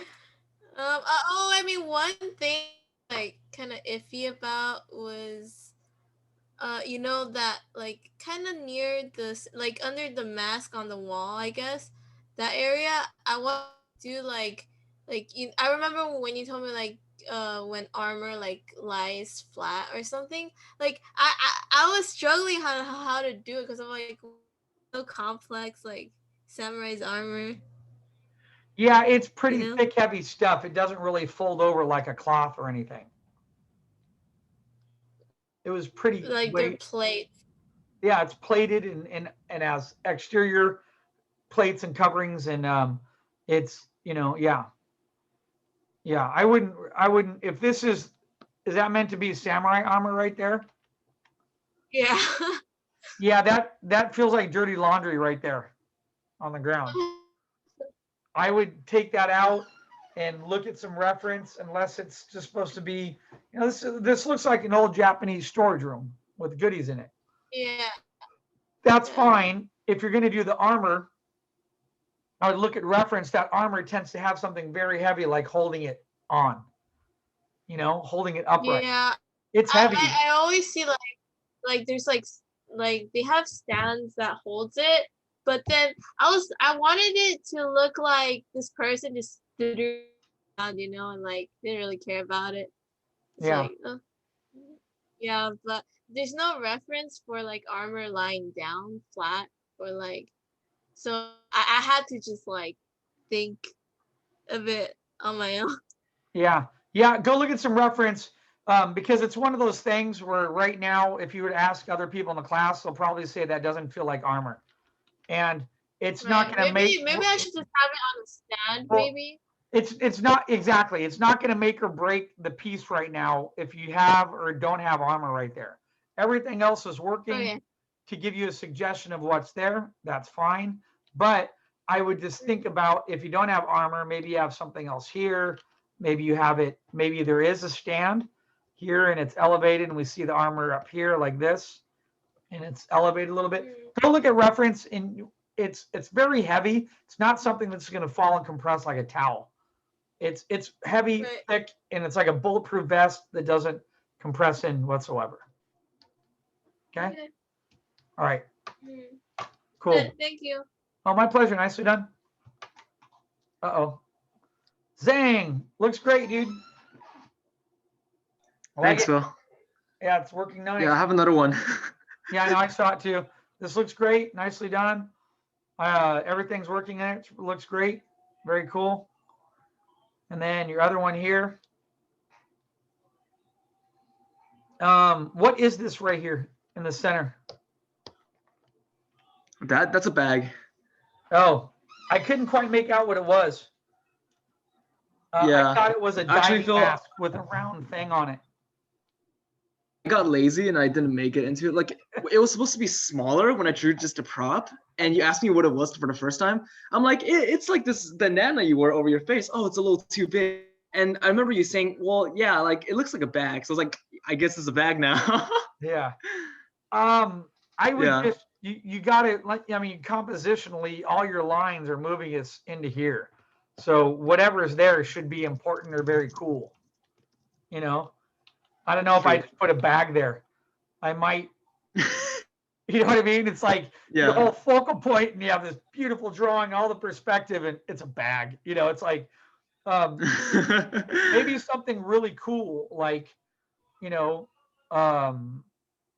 some type of Maybe a really old, valuable piece of jewelry or something. yeah, like like an an idol or old something? I don't know. antique collector box, that's opened up with one of the rare Russian eggs inside of it, or Sure. maybe an ancient like Spartan helmet and armor set on a mini stand with a light on it, something cool, not a bag, Right. right? Something really cool. You even this 2-story box ain't gonna need it. You can do a 1-story box and have something really cool just sitting right here that just is the center of that room that you look at and you're like, awesome. World War II, Makes sense. fighter pilot's outfit or something, or something really cool that's associated Yeah. back to the. So I'm gonna go back to the room. What's the theme of the room? Pirates, right? It's yeah, pirates, yeah. Okay. You could even have It's like a boat dock or a ship. Oh yeah. you can even have like this book holder and like a book open, and it has a treasure map on it. And it's like an old rare Sure. book from, Captain Jack, whoever, right? It feels ridiculous to me that I didn't realize it till now that the focal point is supposed to be the most interesting part, not just like somewhere where you look at the most for no reason. Yeah. All right. Nothing wrong with that. We get caught up into drawing. It happens all the time. That's what artists do. You're having fun, you're Oh, no drawing, worries. you get caught into the drawing, you don't think about it, and Yeah. especially like I was talking to Robert about, it's so easy just to, you know, you over detail something or put too much of something in, you got to go, whoa, stand back. And, you know, and you and I have talked about that before Yeah. in other classes too, about going back from the detail and pulling away from it. So, you know, yeah, if you think of it like this is a grouping right here. That grouping should be really darn interesting because that's right in the middle of your screen. There has to be something in there that's phenomenal. So if you measure that, you're what, you know, like 4 or 5 inches by 3 inches high. I would just go sketch a couple ideas. You know, what if it's a tri-level treasure chest? What if it's a treasure chest where the middle opens and there's 2 sides that open, and right in the middle is like, you know, this old ancient chalice cup, you know? Yeah, that's cool. And then Yeah. around it is like gold coins and other stuff, but it has to be created on hierarchy, and it has to have a visual read. It has to have an importance stressed upon it, and and not feel like some just old bag that some homeless dude threw on the doorstep. You know what I mean? Yeah. That's all. You know, not trying to pick on you. I just Yeah, it just never occurred to me that, like, oh yeah, that is supposed to be the most interesting. Not just that we're just supposed to have one just cause. Yeah. well, that's this right here. That's your primary grouping. Mm-hmm. That's your key focal point in that piece. So it better be something cool, Yep. different. So I would just I would just measure this. Mm-hmm. You can go higher, you can go up to there, no problem. Okay. And I would just dissolve the rest of the background, mark your vanishing points, and I would go sketch up a couple ideas for something really, really super cool that would fit in there. Sure. Like Yeah. maybe something a pirate stole from an English ship that was shipping rare goodies across. You know, maybe a rare golden cross, or you know, who knows what. It could be something really, really cool. You Yeah, know? Phil, I had another question too. Like the arrangement of ropes on the top left, it felt really weird to me. Like the ones that are like holding the little light stand. I don't know, something felt off about that. I'm not sure why I don't like it. Like, do you spot anything that could be wrong about that? No, I think you're fine. You're going from the mid ground here, and then you're coming towards us, so the rope would get a little bit thicker. That's all. And then Okay. this is actually on the same level, even though it looks like it's behind it. It's not. It's just a smaller ball. That's all. It's fine. Mm-hmm. You're good. Okay. All right then. Yeah, nothing to worry about. Okay. Okay. Yeah, work on that, and you're golden. All right. Sure. Cool. All right. Thanks, Phil. My pleasure. What I want to do really quick is I want to show you guys. I'm going to let you guys go in about 10 minutes. Before we go, I want to pull up a piece or two. And I just want to show you. Let's take a look at.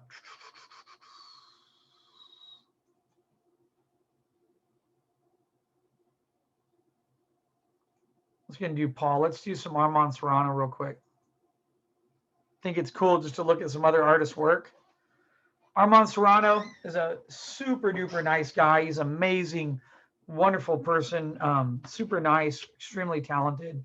And what I like about what Armando does is he just sticks down to the basics. Your focal point is not back here. You know, you can put the little spikes of the trees, but it blends in. Your focal point is right here. It is the biggest area of contrast, and it has the most detail to it. Yeah, there's some detail in the trees, but it washes off. If you were to go in here and draw bark all over here and bark back here and here and here, your eye would leave that house and it would end up going all back in here. He knows where to leave stuff alone. This stuff starts to go into silhouette reads. It just stays simple and easy right here. Peppers a little bit of detail around here, you know, a little bit of detail around here, but this is more like supportive detail in the foreground that still keeps us pointed at that house. It's that simple. He has a great, just easy way of even when things get complicated, he can still group them together and put them in groups and just blend it in very softly. You know, this is a nice, this whole L shape going across here to here. It's a beautiful little foreground. And then you have this midground chunk next, which is in here with the little house.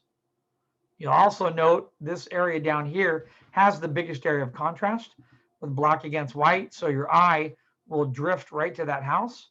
In fact, this little curve, if you think of that as a skateboard ramp, comes down and literally launches you right into that house. The leaves point you into that house. And even if you came down from the foreground here and went this way, you come up here, that leaf points you up and you circle right back in to that house right there. Okay. Really You know, nice. Yeah. I know this before, but like your ability to discern where the eye goes, how do you start to develop that consciousness, eye movement? You look at master paintings and you do little studies and you look at other people's work and look for there's three key things that I'll point out to you that we've talked about sort of before that are going to create a focal point. Number one is going to be the visual shape and the silhouette read, right? Number two is going to be the biggest area of contrast. Number three is going to be the area of detail. And number four is going to be directional lines that are pointing you to that piece. When we were just looking at Zhang's drawing that he did, all those lines were pointing us to look at that prop collection. You can try to look away, but it ain't going to happen. They're pointing you to a center there. Look at the curve in the hill. Look at the flow. Just follow this. Think of it like this. Imagine if you had a skateboard and you could ride one of these. If you were riding that hill, you'd ride off of it, you'd drop down to here, you drop down to here, and it brings you right to the house. If you were up here, you come right off of this little edge of this giant rock face, and you literally fall right to the house.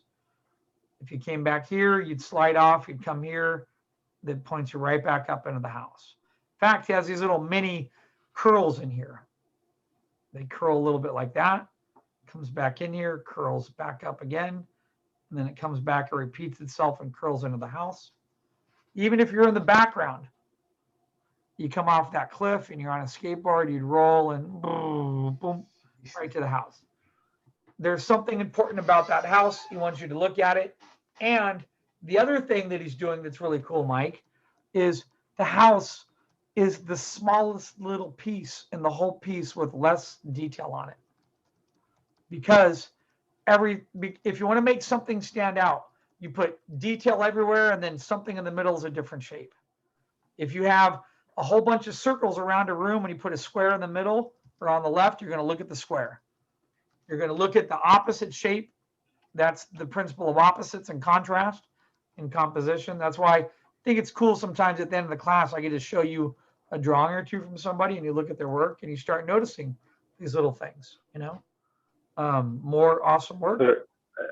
Yeah. How do you, hey Phil, how do you know how to group things together? Because I don't really understand how you know how to do that. Like what creates a good grouping? So think of it like this.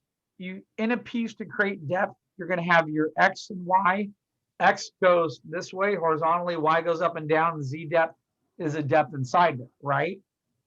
In that Z depth, okay, you want to separate things into foreground, midground, and background. Like right now, the penguin and the rocks are in the foreground. The midground is the beach. And then the background is this collection of rocks and organic fluff, right? So tell you what, okay, keep things in primes, like in 3s or 5s. That's it. You keep things grouped into 3s or 5s. We tend to do really good as human beings with primes. Like most phone numbers are 7-digit numbers because we can remember 7 digits. A lot easier than remembering even digits. And the same thing with visual reads. Just put things into groupings and get used to doing that, and you'll be in a better place, Robert. You'll feel it happen. Instead of having a bunch of items, put those items together somehow. Well, yeah, you like you were talking about in the first, how to group in such a way that would create good silhouette reads. So I'm partly asking how to do that, but also how do you make one flow to another group to carry your eye? Well, in the that way can, you want it to go. so there's sort of two questions there. The first one is how do you flow it from one to another? Well, part of that's going to be using directional lines and having things that depends on the composition, which is a much wider discussion. Depends if the composition's informative, is it story or pictorial? Is it supposed to be, you know, narrative based? It depends what your intent is with the composition. Okay, the first question is how do you sort of nail down the grouping of the props and everything? Well, that's created by having, like, just think of a stack of boxes. Not all the box, you should have variation in shape of the boxes. You could have a gesture line to the boxes. You want to have overlap. Overlap creates depth. Okay. You want to have large against small. So these are other composition elements, like in your pipes you did up there. If you had a larger pipe and a smaller pipe and a medium pipe, it would read a lot easier than having 10 or 12 small pipes everywhere. So it's little things like that. And the best thing to do is to sit down and sketch in a sketchbook and start up with simple things. In fact, here would be a great assignment. I'd be more than happy to look at. That's why I had you guys do the prop sketches in the beginning, is think of the stuff in your garage. Like my garage is really messy because I have 2 dirt bikes. No, I have a quad, 3 dirt bikes, an off-road buggy, a whole bunch of boxes, mountain bikes, a gun safe, and like crap everywhere. So there's so much in there. It's just overwhelming, but in some weird way, it's grouped together. Like the buggy and the quad and the dirt bike are in one grouping. You know, then there's a bunch of boxes with some other elements are in one grouping. And then, you know what I mean? It's like it's actually a really good assignment. You have to learn how to group and mass shapes together because it's going to be more important to the viewer. If you can't do that, your drawing is going to have detail everywhere, and then you're never going to have an area of rest. And I think, you know, another way to get better at that is looking at people's work and without a doubt and studying it, and also looking at masters' works. Look at the American illustrators. Look at, you know, how they handled composition, how they broke things down. Look at storytellers. Look at N.C. Wyeth. Look at Howard Pyle. Look at their compositions. What kind of shapes are in there? What's the feeling that you get from there? I mean, these are all important aspects. They're going to guide you into something, you know. Bill, Yeah.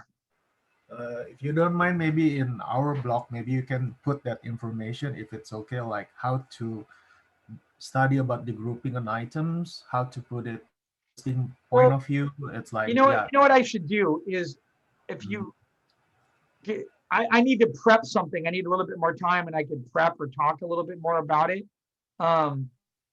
because I don't want to miss some things, and there are some important things to talk about with that. Hold on, I had another. Trying to remember, I had another lecture somewhere. I'm trying to find it really quick. I never find anything when I'm looking for it really fast. Hold on a minute. Come back to Yeah, I remember our last semester environment sketching, you kind of compile presentations like how to learning the master painting, how to do the composition. Yeah, That's so nice. maybe this is something I could prep and bring back to you guys and talk a little bit more in detail. I mean, you know, just when I'm looking here and I'm looking at some of the, you know, like look at this right here. I showed you guys this before. That's beautiful. That is a great grouping of props right there. So as you guys are artists looking at that, what makes that so beautiful? I can tell you right now, let me point out some basics. Number one, variation in shape. You have a large box, a squash box, and a narrow box, number one. Number two, you have the feeling of visual weight being shifted. If you look up here and your eye staggers, you have a gesture line in there. Do you see it? And this looks like it could almost fall over.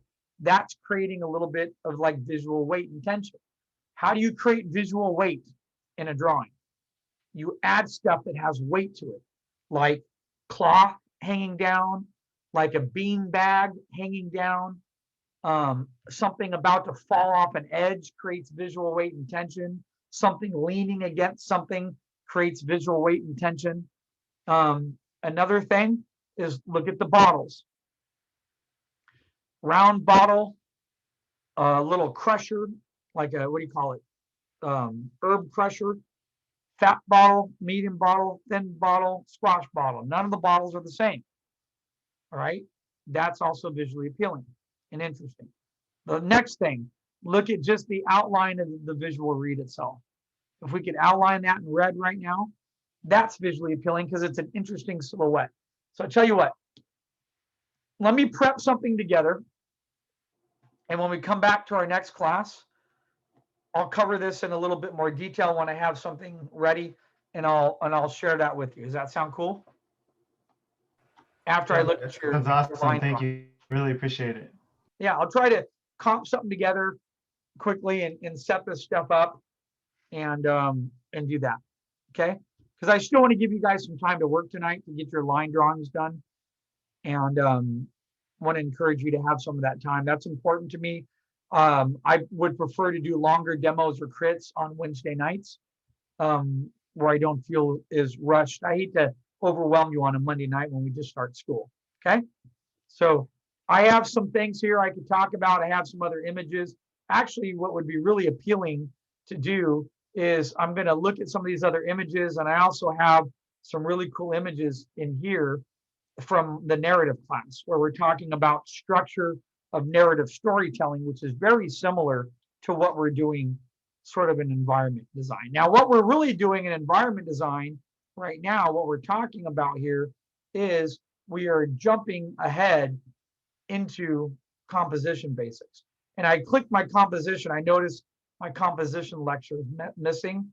Somehow it's not on my desktop. So that's why I got to get prepared. I got to figure out where it is. I don't know if I misplaced it somehow. I'm looking for it and I'm not seeing it. I don't know what happened to it. So I have it probably on another drive. So let me grab a couple things and I can talk for a little bit at the beginning of next class, a little bit about arrangement and shapes and grouping a little bit more, because now you're seeing how it comes together a little bit more. And we'll look at some other pieces, then we'll critique your line work, and then I'll stop, and then I need to start talking about tone and lighting. Okay, but I need your line work to do that. Sound good? All right, I'm gonna let you guys Thank go. you.